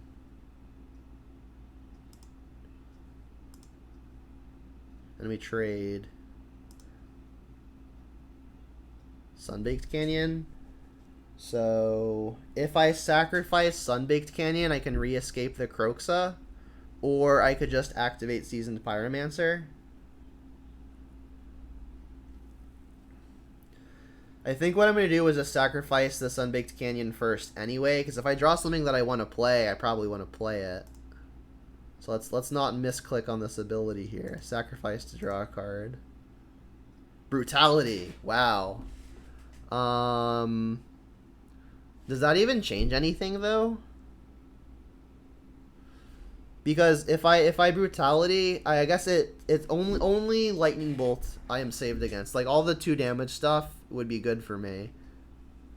But that means I'm not attacking with an equipped Batterskull next turn. I think I still want to Kroxa here. Because like, if I Brutality, I get to kill their thing and go to 3, but I still die to a Bolt. I don't die to anything else, though, but I'm also not attacking with anything else. Like, if I get to untap and attack with Batterskull, I think I just win.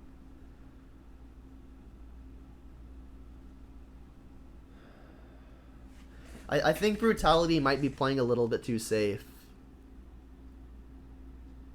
I guess the upside of playing Brutality now is I can return Batterskull back to my hand. But that still has the same exact issue of I'm not attacking with the Batterskull for an extra turn, and that's an extra turn where they can draw anything with haste or any burn spell.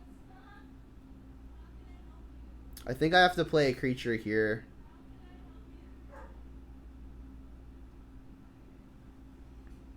And then I think it's going to be the Kroxa, because if I Season Pyromancer, I have to block with 1, and then if they found a removal spell... If they've found a removal spell, I can't actually... I didn't know you were going to do it. If they find a removal spell, I can't actually equip. But if they find a removal spell, I'm just dead anyway, so that doesn't matter. Let's Kroxa. I guess Kroxa means that I can't activate this, though, then. I'm going to play it safe. This could be why I die, though. We'll 2-mode it. -2/-2, drain, cast. And then the tiebreaker is returning Batterskull to hand.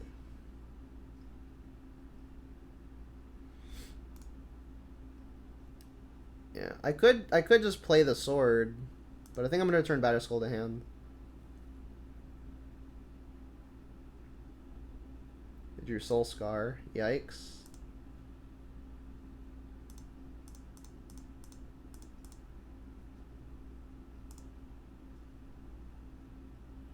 It's a good one.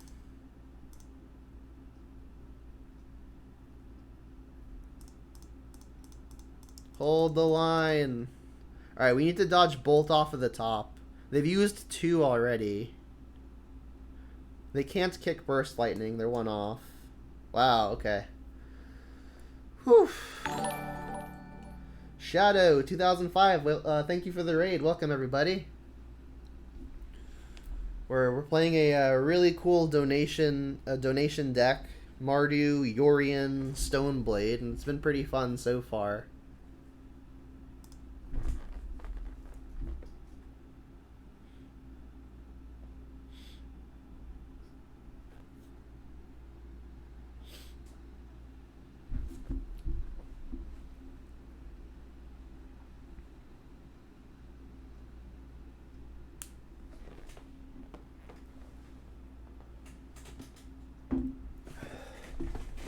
Big deck energy indeed, yeah. That game was really, really close.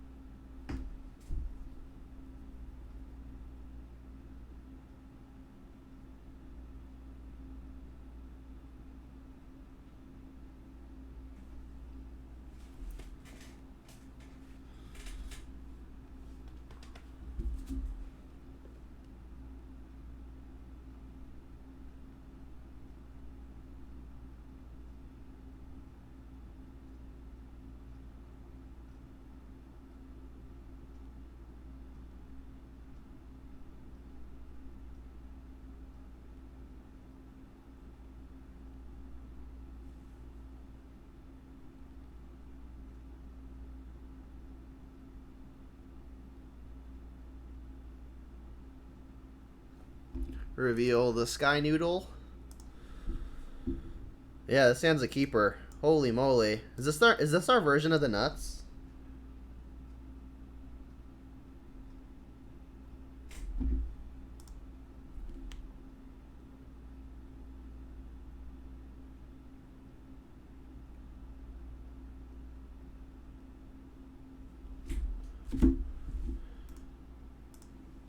Alright, so we're going to lead on Inquisition. Bolt, fantastic draw. Gonna make sure to save the Bolt for potential Storm Wings. If they Spell Pierce, that's fine.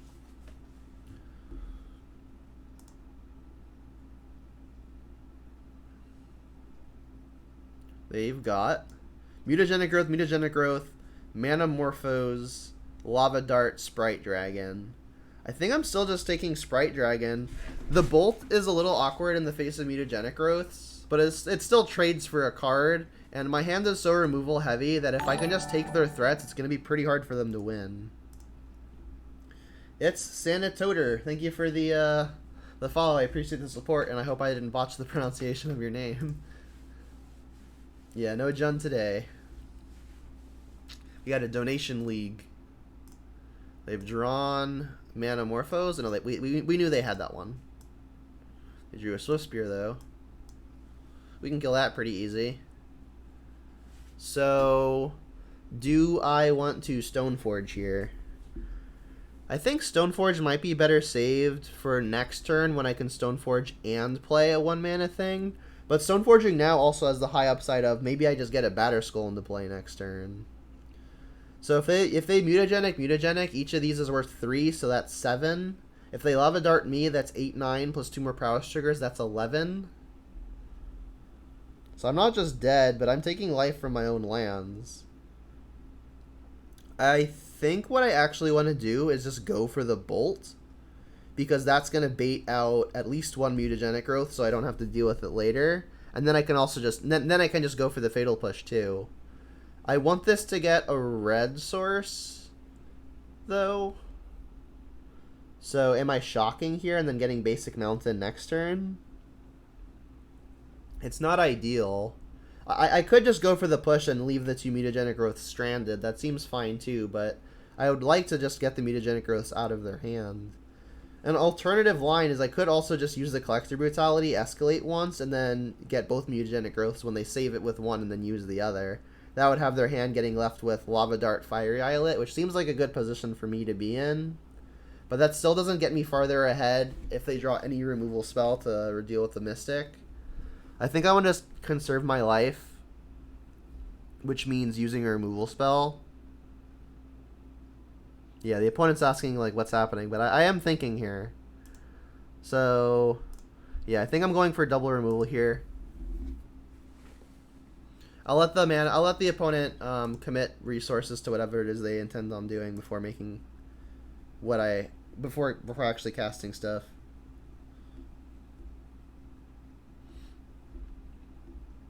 Yeah, it's off color Jund. We're like 66.7% Jund.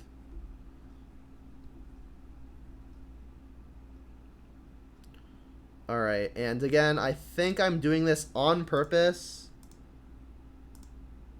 No, I'll just bolt whatever it is that they play in the second main, if it's a creature. This seems good. If they want a Vapor Snag, sure.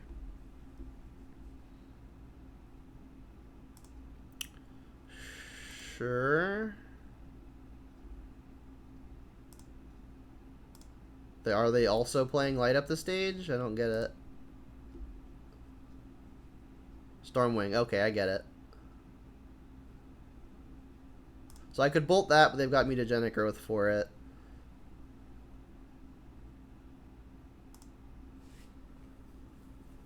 Which is why I was hoping to take these growths. So if I get basic mountain here and bolt it, they'll use a mutagenic growth. That seems fine. This bolt isn't getting much better knowing about double growth.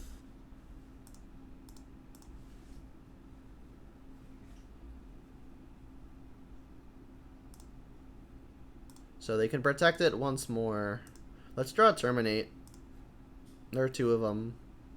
Damping Sphere. Not really what we're hoping for. Alright, let's get Batterskull.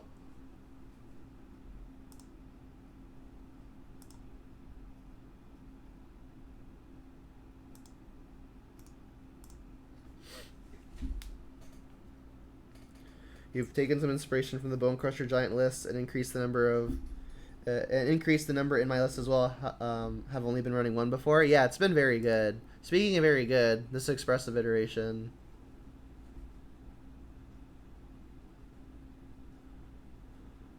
This is a very good draw for them. Maybe the best draw on their deck. They put lightning. They found Lightning Bolt too. Jeez.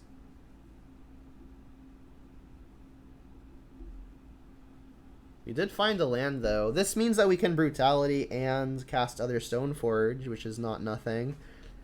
The secret mode of Damping Sphere. Discard it to Collective Brutality. So we'll 2-mode it, drain them, take a card from their hand.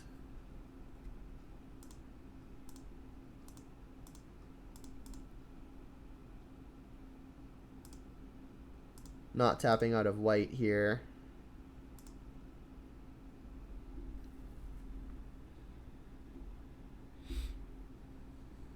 So they got Expressive Iteration, Mutagenic Growth. Wow. I guess I'm taking the iteration. I'm going up to 12 here. This card represents so much damage, but I think I've got to take it.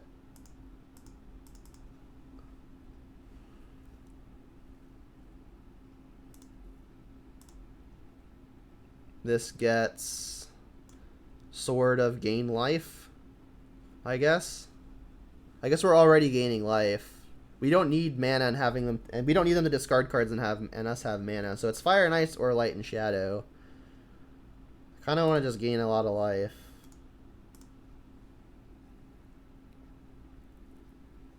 I guess Feast and Famine would be nice in that if I draw a land, I can escape. I can play the Sword, equip, attack, and play Batter Skull. Just lets me play more of my hand. Did you draw another Stormwing? Yikes. They've been drawing pretty good. So we're just dead. We get hit for 6. And then they have 6 in the air. Wow. We need to find a way to kill one of these Stormwings. That counts. Alright, that keeps us alive. They don't have like a lava dart in the yard, right? They do. Yikes. Alright, well let's hope they don't see it.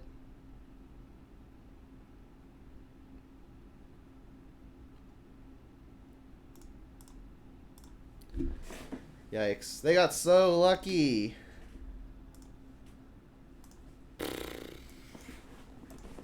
I think the one thing I could have done differently there is the play that I mentioned as early as turn 2, which was using the Collective Brutality on that 1-drop to just clear both of the mutagenic growths out of my opponent's hand, which means that the bolt in our hand could have killed a Stormwing entity in the future, and I think that would have actually ended up having us get there.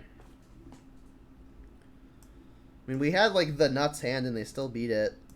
They drew really, really well. They drew Expressive Iteration on the best possible turn, and they drew Stormwing on the best possible turn. Alright, we're drawing lands, which is not great.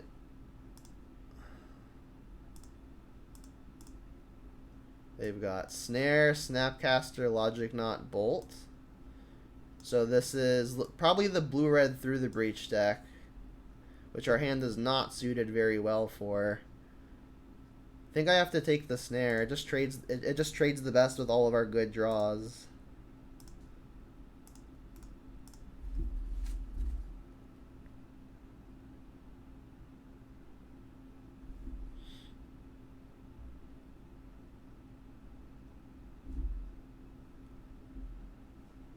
My computer is loading something.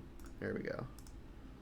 So they played Steam Vents untapped, holding up Logic Knot. Alright, Liliana's good. This is a punish for having taken Snare and not Logic Knot, but it is what it is.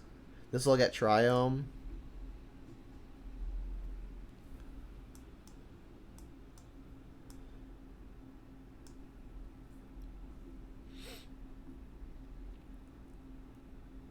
That's a new one. So we're looking for another discard spell at some point. Triome. Yeah, the more I think about it, taking Snare was bad. We drew Pyromancer. That's a good one. That might be enough to force the Logic Knot. And I think I want to fetch as opposed to Shocking here, because this is going to put an extra card in the yard for Croak-Sitting. We want another... I was going to say, we probably wanted to get Sacred Foundry, but we have the one copy in hand, so I guess we're going to do Blood Crypt instead. Say yes. Pyromancer. And then if it resolves, I think I'm discarding a land and a push, or maybe just land.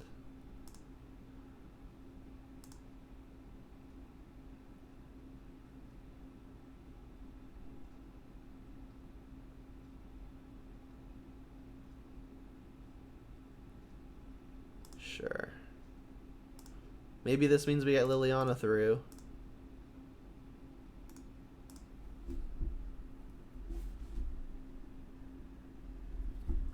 This league has been an absolute blast. Kind of unfortunate that our opponents have been getting slightly luckier than us.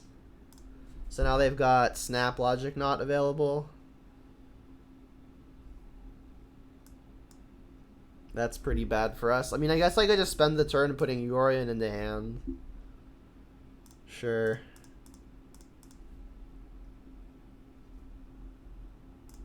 I'll play a fetch in case I want to bolt or push for whatever reason.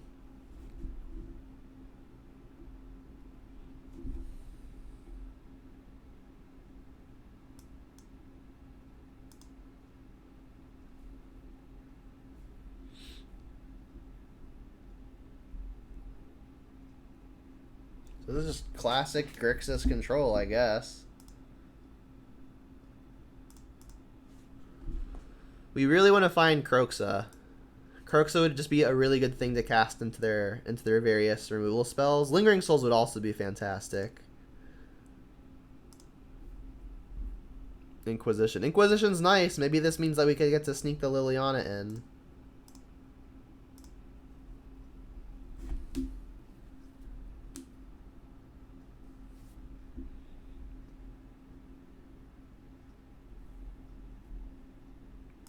They could obviously just target a counter spell and then not cast it.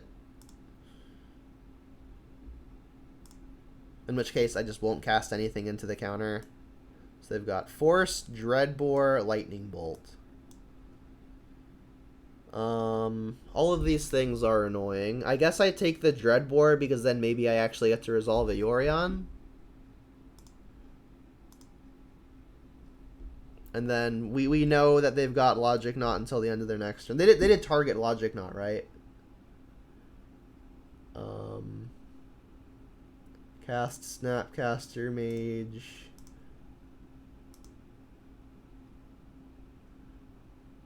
They targeted Thought Scour. So I should have taken the Force. My head was like they're just picking Logic Knot, but they have Thought Scour now. I mean, I guess what I could do is I could still Liliana, which means that if they force it, they won't get the Thought Scour. Kind of like it.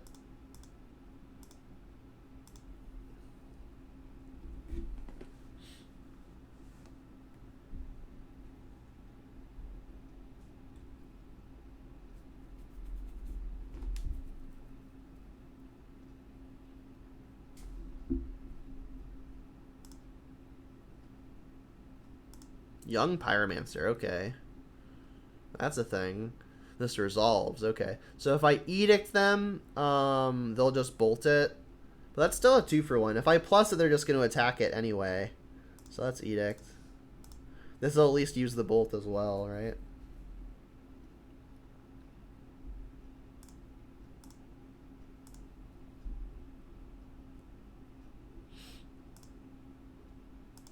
And then next turn, the plan is hold up a removal spell and activate Pyromancer from the yard.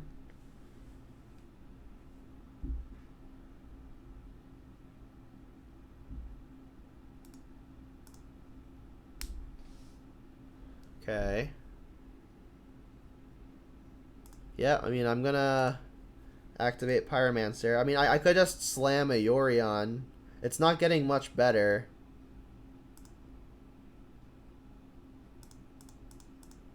Yeah, like the longer I wait, the higher the odds are they just find a counter spell, right? So let's just play it. Okay. So they got Force and 2 unknowns. Alright, we can kill that pretty easily.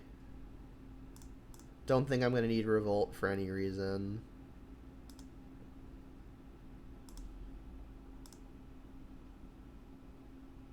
I forgot we played Lightning Helix. There are 2 of those. We haven't seen them yet.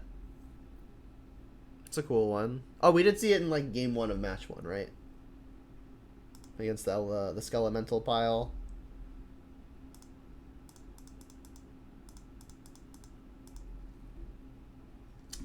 Let's get our beats in. If I attack and they activate the Tar Pit, I'll kill the Tar Pit so we can keep attacking. Oh, there's the Kroxa. Alright, for sure attacking still. Kroxa's got to be one of the best hits in the deck. Deal.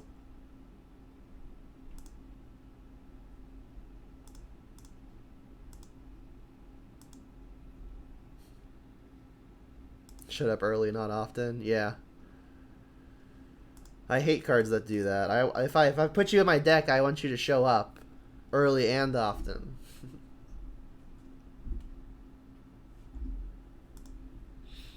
So we know of Force and 1 unknown. Let's see what they ditch. Probably the Force. Yep. I could just go for the escape now. If they've got a counter, it's unfortunate, but I could also just re-escape it next turn. More than likely. Alright, we've got Kolaghan's Command in the deck, so let's leave creatures when possible.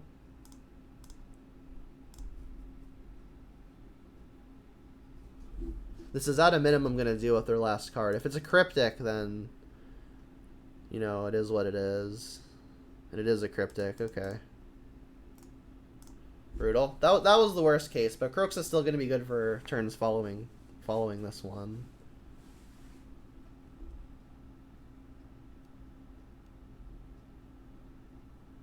Hit me for 3, I dare you. That just doesn't matter. I'll go to a measly 11 with my hand full of ways to kill it.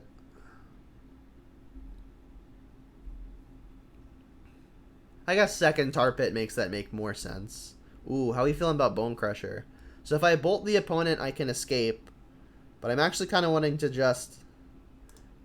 It's like if I bolt the opponent, I can escape Croxa having 1 removal spell available.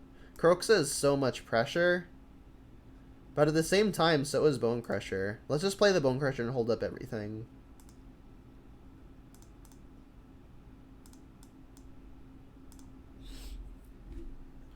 Bone Crusher looking pretty good here.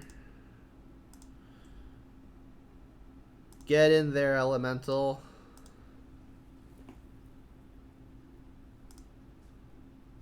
Rawr. Got him.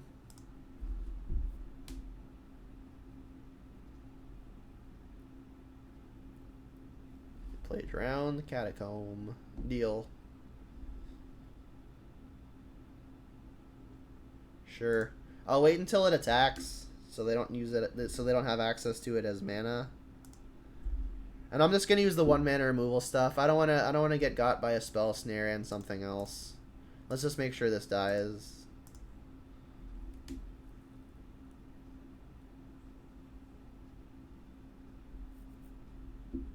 That's the last card in hand. All right, now we can just use the Helix pretty freely.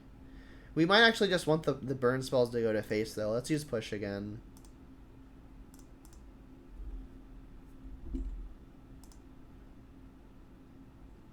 Are they just dead now?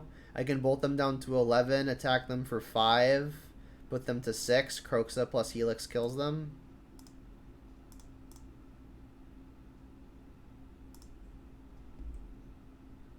Yep. Grixis Control. Pretty cool. I typically like the Brutalities versus the Control decks.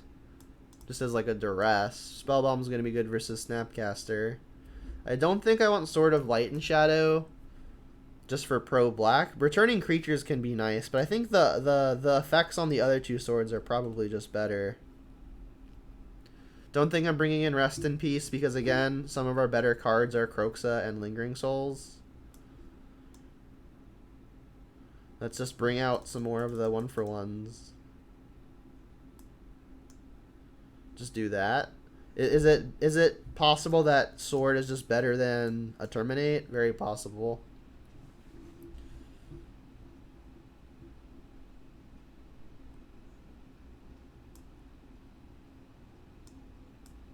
Let's try it.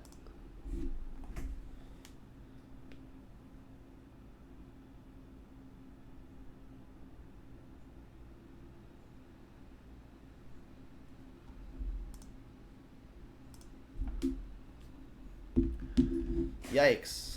I mean, this hand is 3 spells. It's not exciting, but it is 3 spells.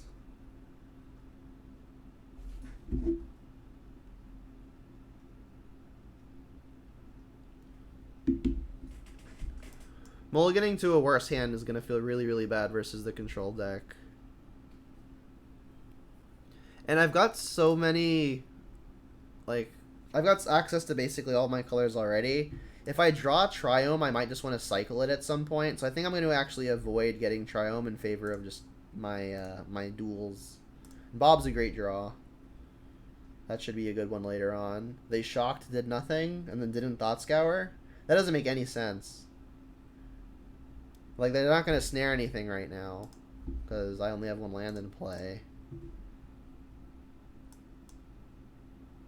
So again, I'm going to leave the Triumph in the deck, because if I draw that land, then maybe I just want it to be a spell by cycling it.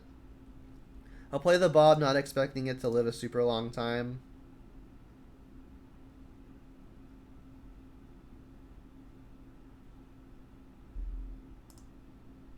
Thought Scour me. Interesting. Maybe they have drowns. Yeah, I think maybe the not thought scouring was a misclick. Who knows?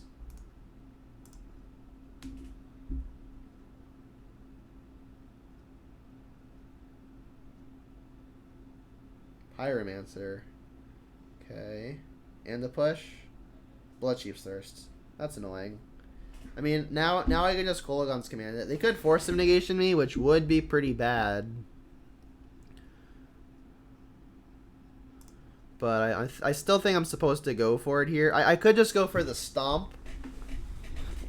But I think I want to do something that costs 3 mana here, because then next turn I can have Stomp available and Stoneforge available. So I can maybe double spell.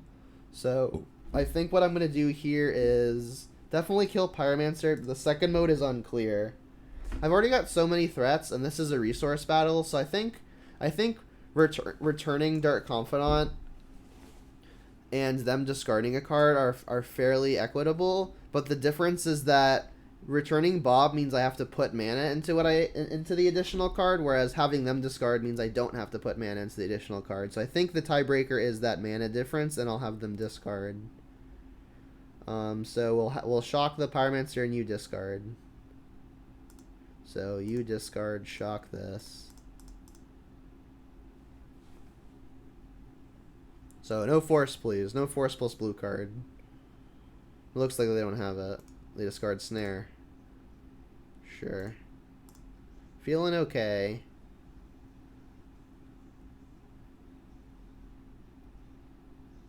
And pass? Wow. Alright, this looks like a good time to Lingering Souls.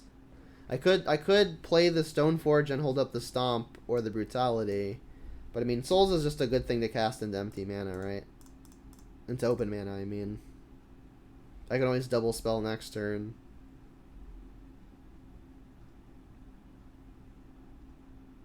That's a good trade for me. Go. Hopefully they don't cling it. If they're playing that. It's funny, like the one league I play, oh, they did have the cling. The one league I play something like for fun, like the donation league. We play against lots of other for fun decks. It's been kind of cool. Alright, let's clear the way for our Stoneforge. This could brick, but if it does, I'm not super upset. That just means that our Stoneforge gets to live anyway, right?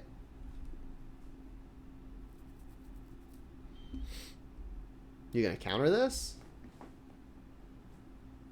That would have to mean they're protecting a different instant or sorcery in their hand. So the other card in their hand has to be an instant or sorcery.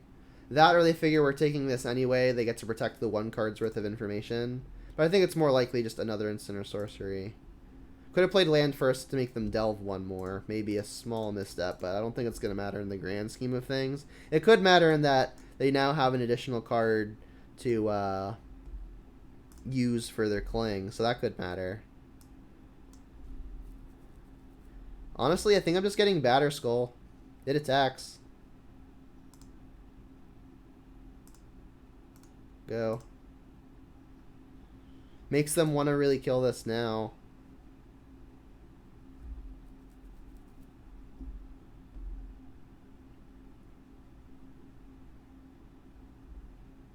Annoying. We can still just hard cast the Batter Skull. We are at that stage of the game.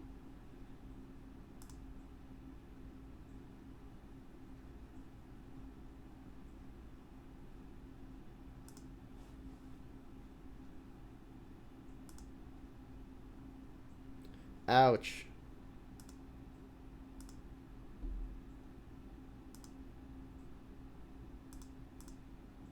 Again, I think I'm going to avoid getting Triome in case I draw it. I'm going to want to cycle it.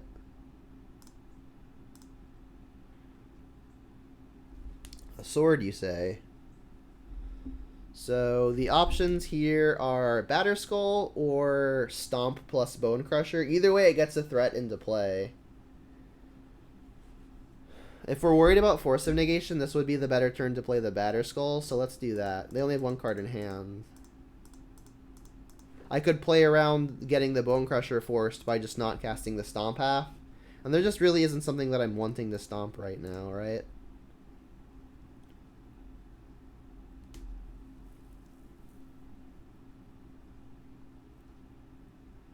Draw 4. Jeez. Well, at least we're going to probably get an attack in. Funny thing is, too, is if I cast the Stomp, we're getting opened up to something like a Spell Snare, but they've already used one. Kaya's Guile.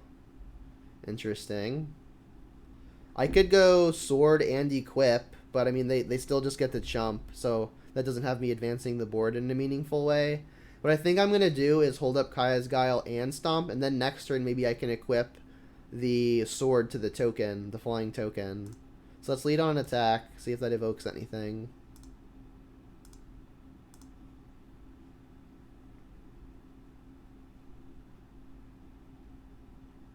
A block. If they want to bolt this, that's fine. Yeah, let's just hold up our stuff.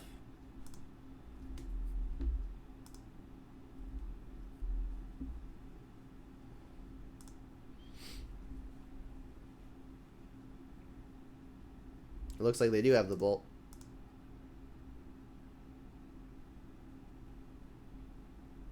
Sure. Do I want to stomp this now? Probably fine. It's really not going after much better. I guess a Planeswalker would be the much better. But we've still got a bolt to maybe tag that and Kaya's Guile to pressure it. And I'm going to leave this in play because we could also just put the Batter Skull on it.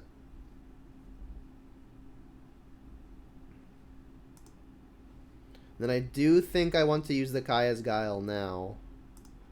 So we'll make a 1/1 and exile their yard.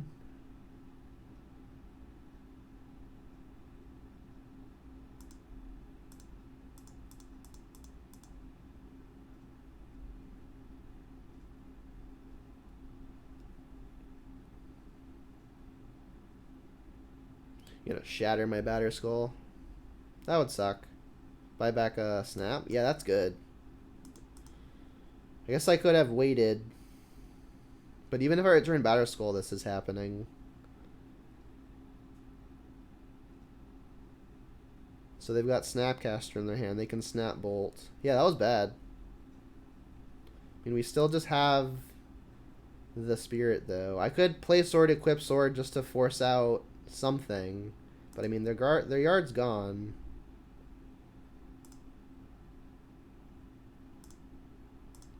Let's hope this works.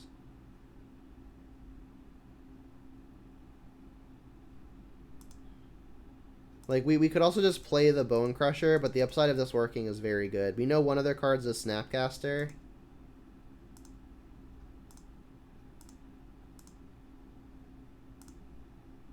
Hey, yeah. Let's return... They have to kill a Bob, right? They also have to kill a Stoneforge, kind of. Bob is scarier.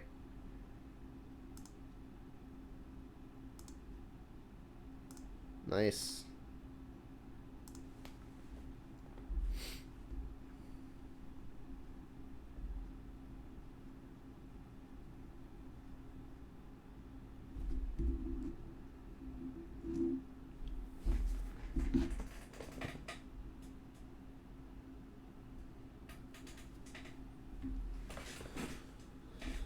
Alright, and again, I'll fetch for a non-Triome land.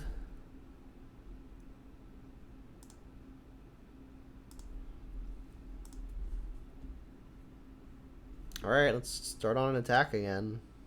They're gonna have to do something, or else we're gonna keep pulling ahead with the sword.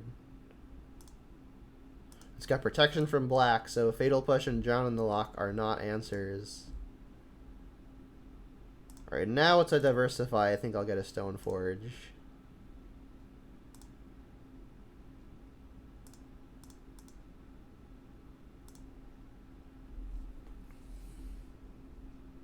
Batterskull's gone.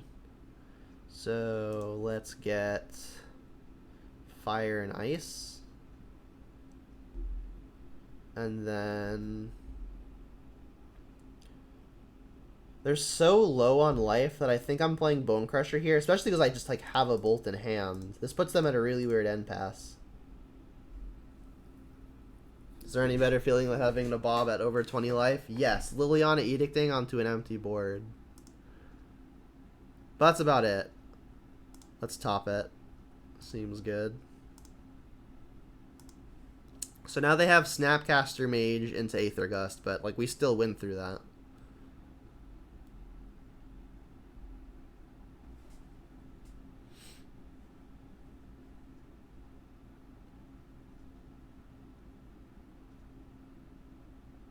I think this is going to be a dub.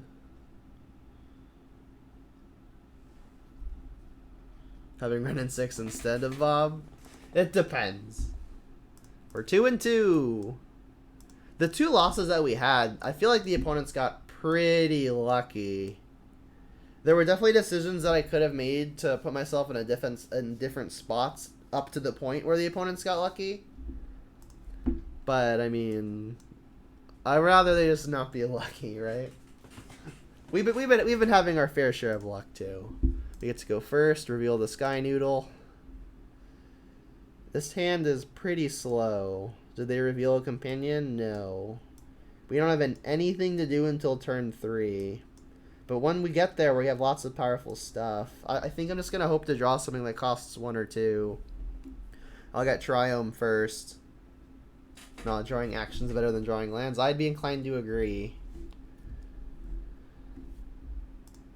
Arid Mesa go. We're not playing Burn, I promise.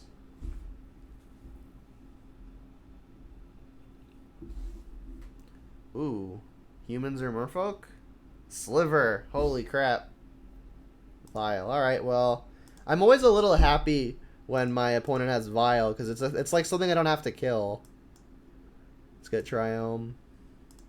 Anything that costs 1 or 2? That counts.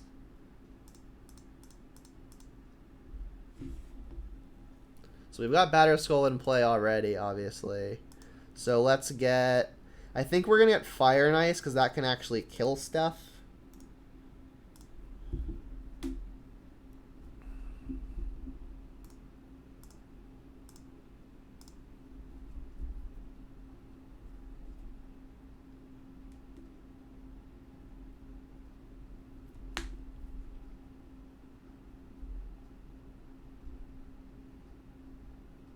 No land? Wow. So we have a couple options here, but I think the most attractive is just put Batterskull into play and start jamming. The turn after that, if we hit a land, we could put the sword into play with Stoneforge and start attacking with a Batterskull with the sword on it.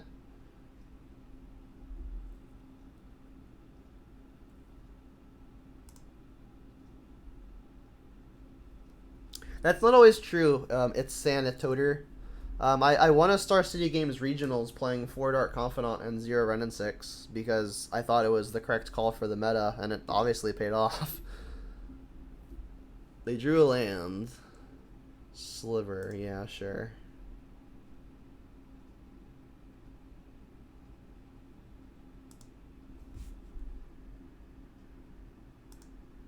Batterskull time.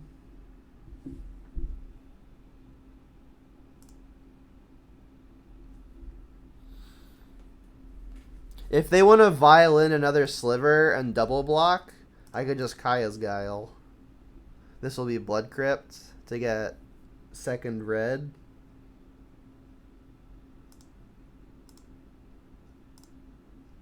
Land would be good. Perfect. So this kind of puts them in the abyss, right? We can just get another mountain here.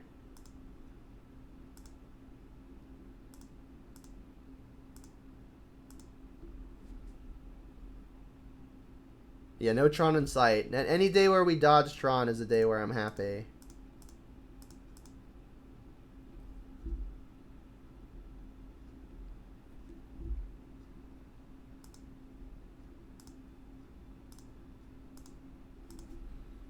This is a pretty good turn 4.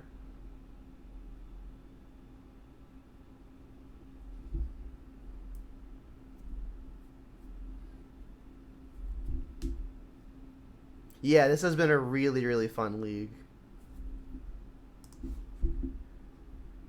So I could go for the shock on the Sinew Sliver. If they've got another Lord Sliver, it could backfire, but I think I'd rather force them to make that play. The 2 damage to face I don't think is gonna be ridiculously relevant. Let's just force them to put whatever they want into play. Oh wow. They needed to play this first. I would have just gone face. But it counters them when they go face too, right? So I think they just didn't know how this worked. This needs to be in play when I target your thing in order for it to trigger.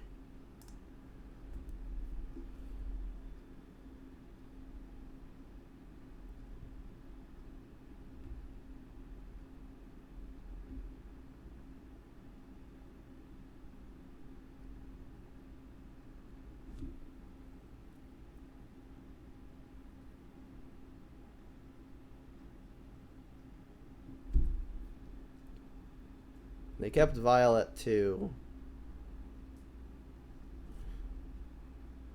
Leeching Sliver. So whenever a sliver you control attacks, defending player loses a life. Sure. Flying and haste. Sure. This feels like it doesn't matter. Cool thing to note is that Kaya's Guile doesn't actually target the opponent, so it gets around the Mariner trigger. So I think I want to do that first. Because if they sacrifice this, I actually get to connect. Which means that this is triggering. So yeah, I think I'm going to do this first. I could Liliana Edict, but then I can't kill something with the trigger. So let's do this. So each opponent will sacrifice, and I guess I'll make a 1/1.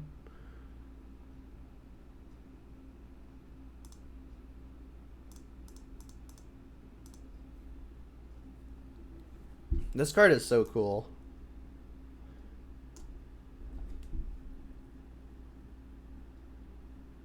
So yeah, I think they have to discard to sacrifice this one.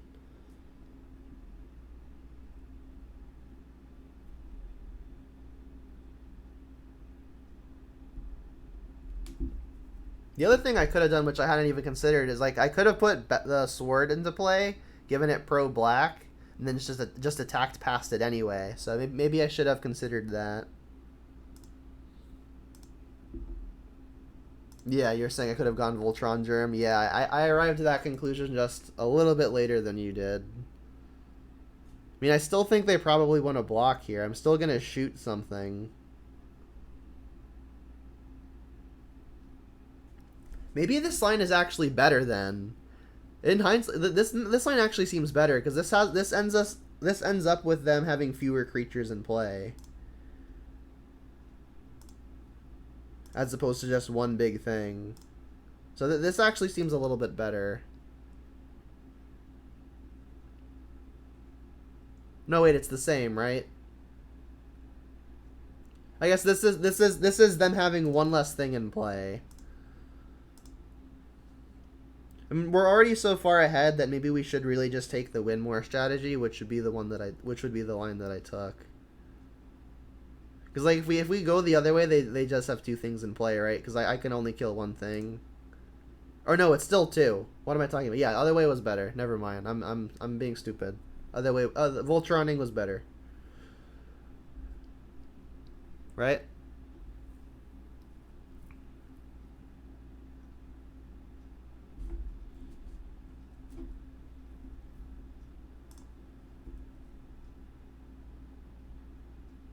Sure.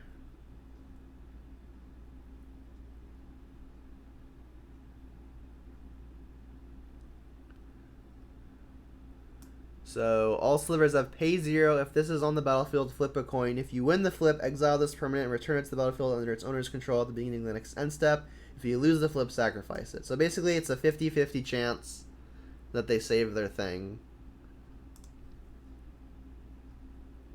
Yeah, Voltron untapping the lands means that it's better. because I can still cast all my stuff. It's got flying and haste. No fair. I guess I could block, but I won't. So this does return it at end step, though. Which means that if I try to go for like a terminate right now, I can just straight get it out of the way.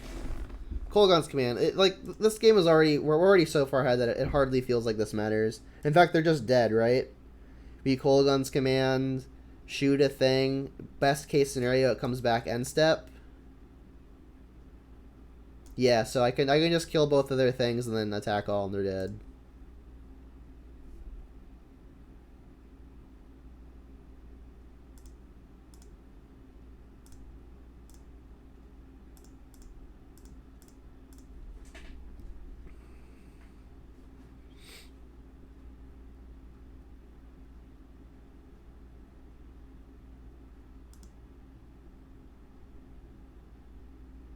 They lost the flip anyway. Discard a card.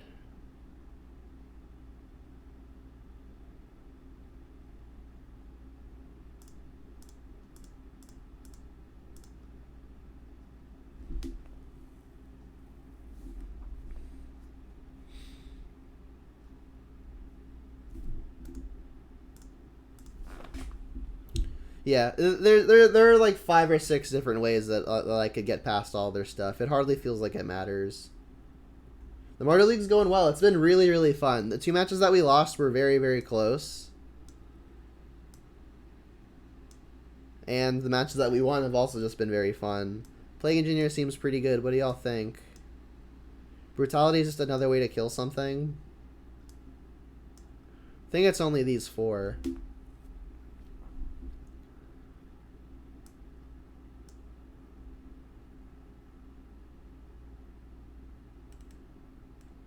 And then against the tribal deck, I think I'm cutting a good amount of my discard, and Thoughtseize just strictly worse, right? This seems good. Any chance Sword of Light and Shadow is better than something? Probably likely. Maybe I cut one of my more expensive interactive things. Bonecrusher interacts at 2 mana.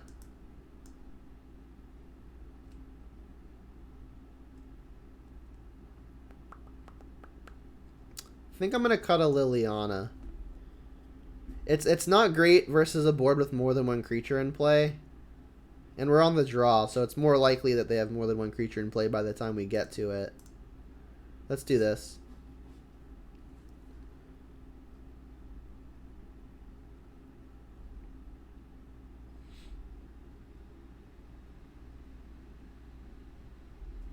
Reveal the Sky Noodle.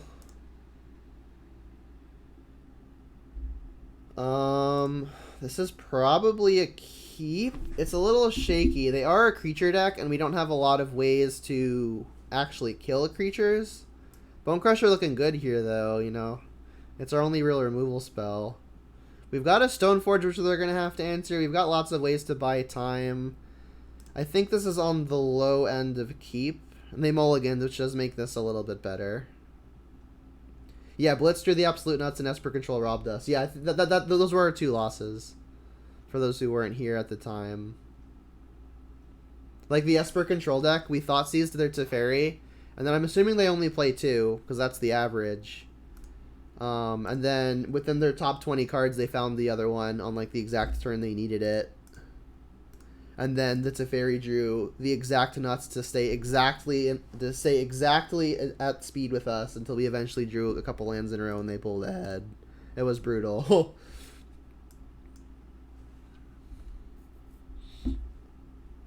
So Vile, a card that I don't have to kill.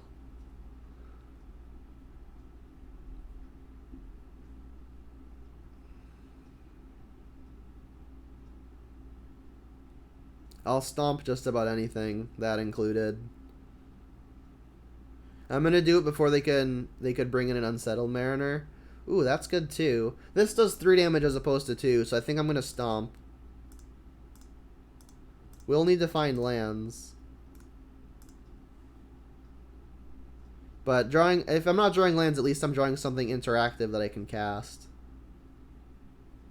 put in your measly 1-drop. So they've got first strike now.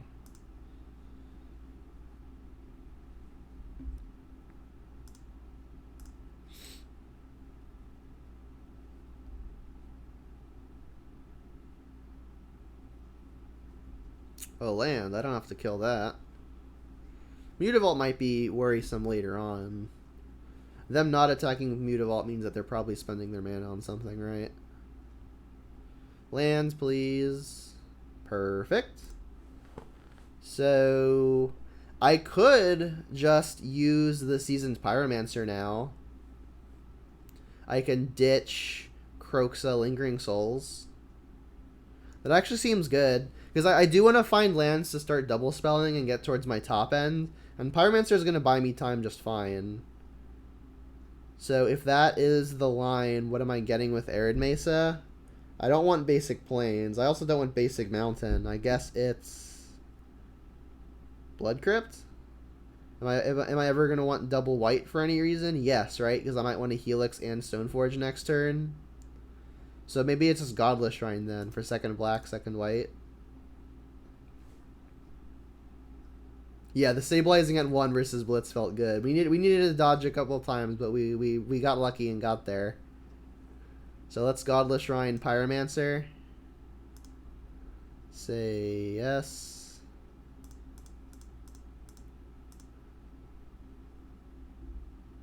And then we'll ditch Souls and Kroxa. Could ditch Sword. Like maybe we actually want to just cast this Kroxa to deny a resource from the opponent. But their Vial makes it seem like it's pretty unlikely that we're actually going to get to hit a spell. Nice.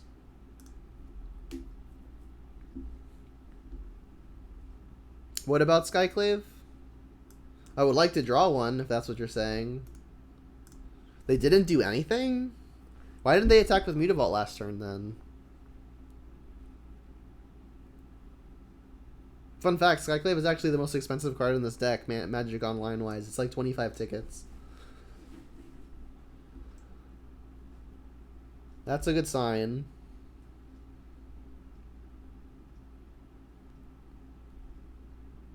Yeah, Skyclave has not felt great. But to be honest, we just haven't seen it a lot. And then the one time we saw it, it was versus a 5-mana Teferi. We saw it one other time too, but we had something better to do. So this is the plan. Attack for a lot. Helix is going to do a pretty good job at padding our life total while also killing something. Inquisition.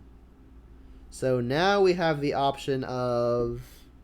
Can we Inquisition twice in Helix? No, right? Because we would have to tap these two. Oh, no, we can, because then these two cast Helix. Since they're a critical mass deck, I do like casting the Inquisitions now. They're not getting much better. And we don't even have to Inquisition again if we see that we don't actually want to. So... Inquisition. Yeah, Skyclave is something I'm going to white for. Alright, well, their hand is bad. So yeah, I don't know why they didn't attack with Mutavault the turn earlier. So this is looking like I'm just going to be using a Lightning Helix. I don't want them vialing in like the blue-red sliver from last time, so I think I'm just gonna kill something now, and I'm gonna kill the thing that gives their stuff evasion. I don't care so much about the first strike. And then I will attack with the 1/1s because these aren't blocking, but Pyromancer can block the first striker. So we're feeling pretty comfy in the spot. I could be comfier though. There's an argument to just casting the Inquisition because that would be 5th card for Kroxa, but I don't want to exile my Lingering Souls, and also we need a land anyway. So I think I'd rather just hold it. Maybe there's a time where I want to cast the Inquisition to get a scope of their hand so they don't put anything in and scare me with a Vial. Like, they can still just Vial it in a response, but at least I'll have the information before making an attack or block.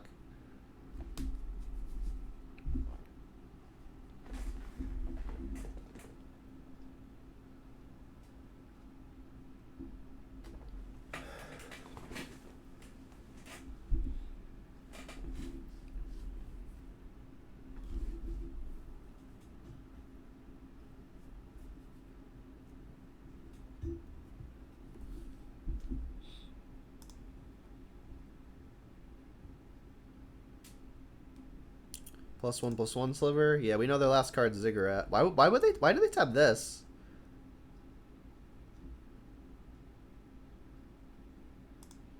Sure. If they were gonna spend all of their mana anyway, I guess.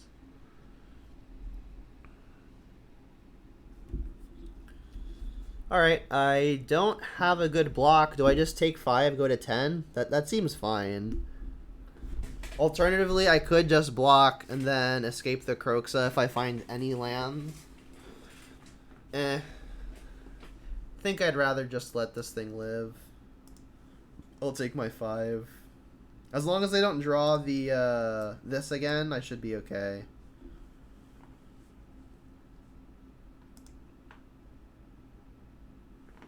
Land is not great. What I could do here is I could shock the Godless Shrine, play Sword, and equip. Untap all of my lands, play Lingering Souls, play Stoneforge Mystic, or play Lingering Souls and Bone Crusher. Is going to 8 safe. If they play this to get around everything, this will be 2, 4, 5, 6, 7, 8, 9. So I would just die if they find another Cloud Shredder. But if they don't, am I far enough ahead where I'm comfy?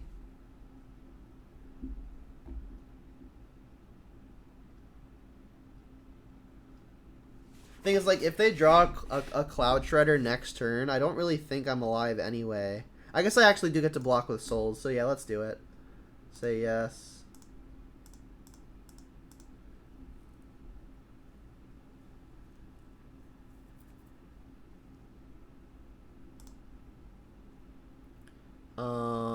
Let's put it here. Putting it here because, if I'm gonna block with something, I'd rather it be the elementals, since this attacks for more. This gets past the one creature they have. If they violin something else that could block it, then unfortunate. You don't know why Slivers isn't a popular tribal deck? The mana's kind of iffy, which I guess would be one of the main points. So now we get to Souls to play around them drawing another one of those Slivers. And then we can Stoneforge to really lock it up if we can find a Sword of Fire and Ice next turn.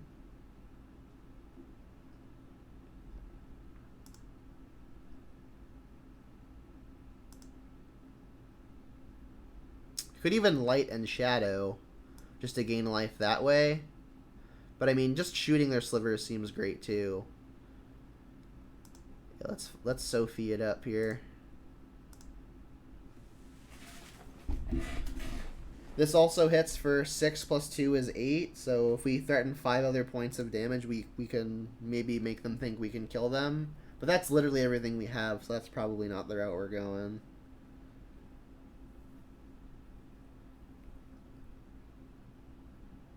Mutavault. That is good for us.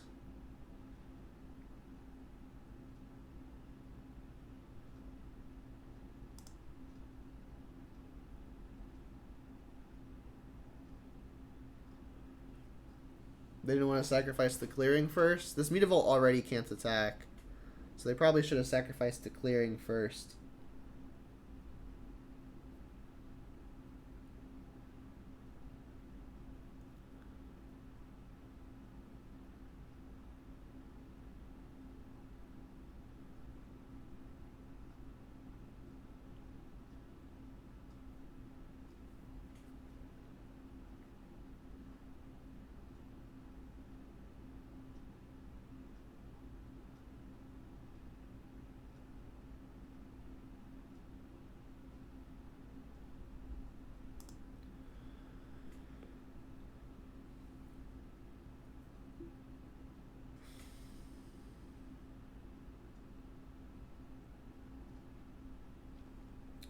So I'll just gain the 3 by blocking it with something.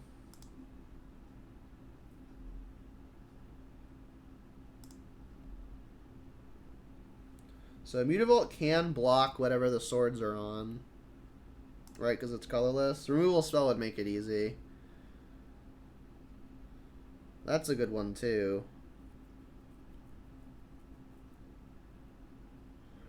Should I just Sophie put it on something else? That has me going down to 1 mana. I feel like as long as I play Plague Engineer, it's going to be pretty impossible to lose. These things do have First Strike, though. But this has protection from only this, so they could double block here. Unless I Engineer first. Right, because then this will just be a 1-1, and this will be a 2-2, which is not bigger than a 3-3. Let's just do this first. And then if this connects for whatever reason, we can put Feast and Fire and Ice into play before untapping everything. What should we name here? Probably Sliver.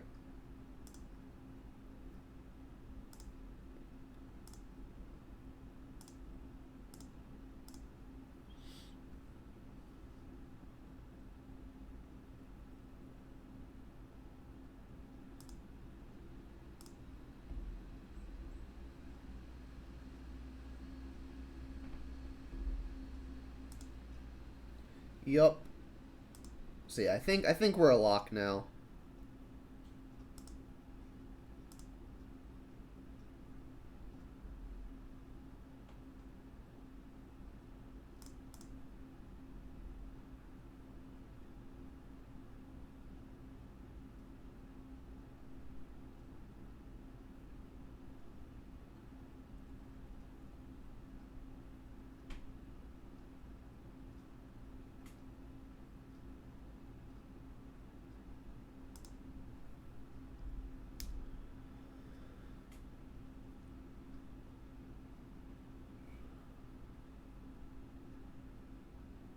So we put Sky Noodle into our hand once, and we cast it once.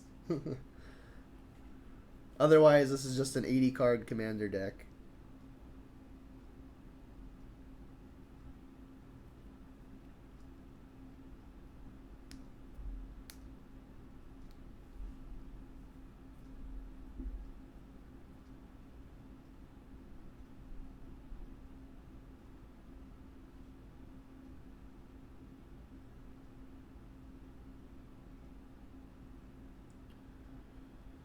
What you doing, opponent? Oh, did you draw the flying thing? I mean, we've got the stuff that flies if that were ever a real problem.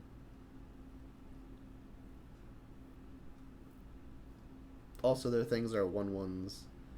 If we can kill this, we kill everything, which is kind of funny. Yep, so that should be the lock.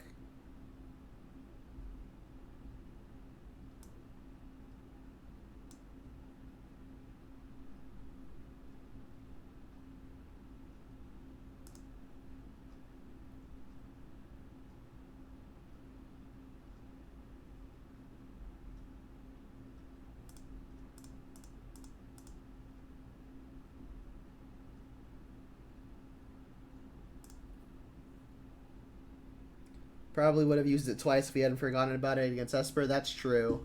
Alright, and they've conceded. Alright, so Mardu Pile went 3-2. And the two matches that we lost were very close and interesting games. We didn't play against anything that was explicitly tier 1, with the exception of Is It Prowess, and that was very close. So I mean, this deck, it felt really nice. I mean, really cheap, efficient interaction and powerful threats can only be so terrible in Modern. So I mean, all in all, it felt great. I obviously don't have a lot of experience with this pile, so there aren't any, I guess, recurring themes that I can note or not note that occurred or didn't occur. But I mean, I guess I could point out what individually felt good to me. The Bone Crusher was really good. The Bone Crushers were fantastic. The Stoneforges were really great. The Bobs were really great. Obviously, like, the discard and one mana removal is either really good or really bad, matchup dependent. But we faced all the matchups where they were good. The Helixes were good. The Terminate was probably the worst removal spell that we saw, but we didn't play against anything like Shadow. So versus those matchups, those would probably go up in value. The Croxes were great. And I guess like the Stoneforge package was also great, and the guy was, I mean, everything felt fine. I guess the one thing that I would like to mention is there were a few spots in a few different matches where we were really hoping to find something like a Croxa or a Lingering Souls, Like versus the prowess deck, we wanted those. Versus the control deck, we wanted those. So it's just like cards that are more resilient to opponents' interaction. I think could go well in this deck. Cards that I was not super impressed with include Seasoned Pyromancer and Skyclave Apparition. I think the Skyclave Apparition probably isn't necessary. It's great in decks like Green-White Heliod because you just already don't have access to a lot of great cheap interactive removal spells. But Mardu is literally the color trio of removal. So I really don't feel like Skyclave is much of a requirement. And then the Pyromancer just really wasn't super impressive. Like there were a few spots where it did well to smoothen out our hand, but there are a few cards that could perform a similar job while also being better in the late game, like Bone Crusher Giant. So yeah, all in all, it felt really fun. It felt really good, and it was definitely really fun. So yep, this has been a donation league, my first one. Maybe there are more to come. Who knows? But yeah, for now I'm gonna go ahead and end the recording there. I'm gonna stick around and chat for a little while I'm live. And if you're watching here on YouTube, thanks for tuning in, and see you next time.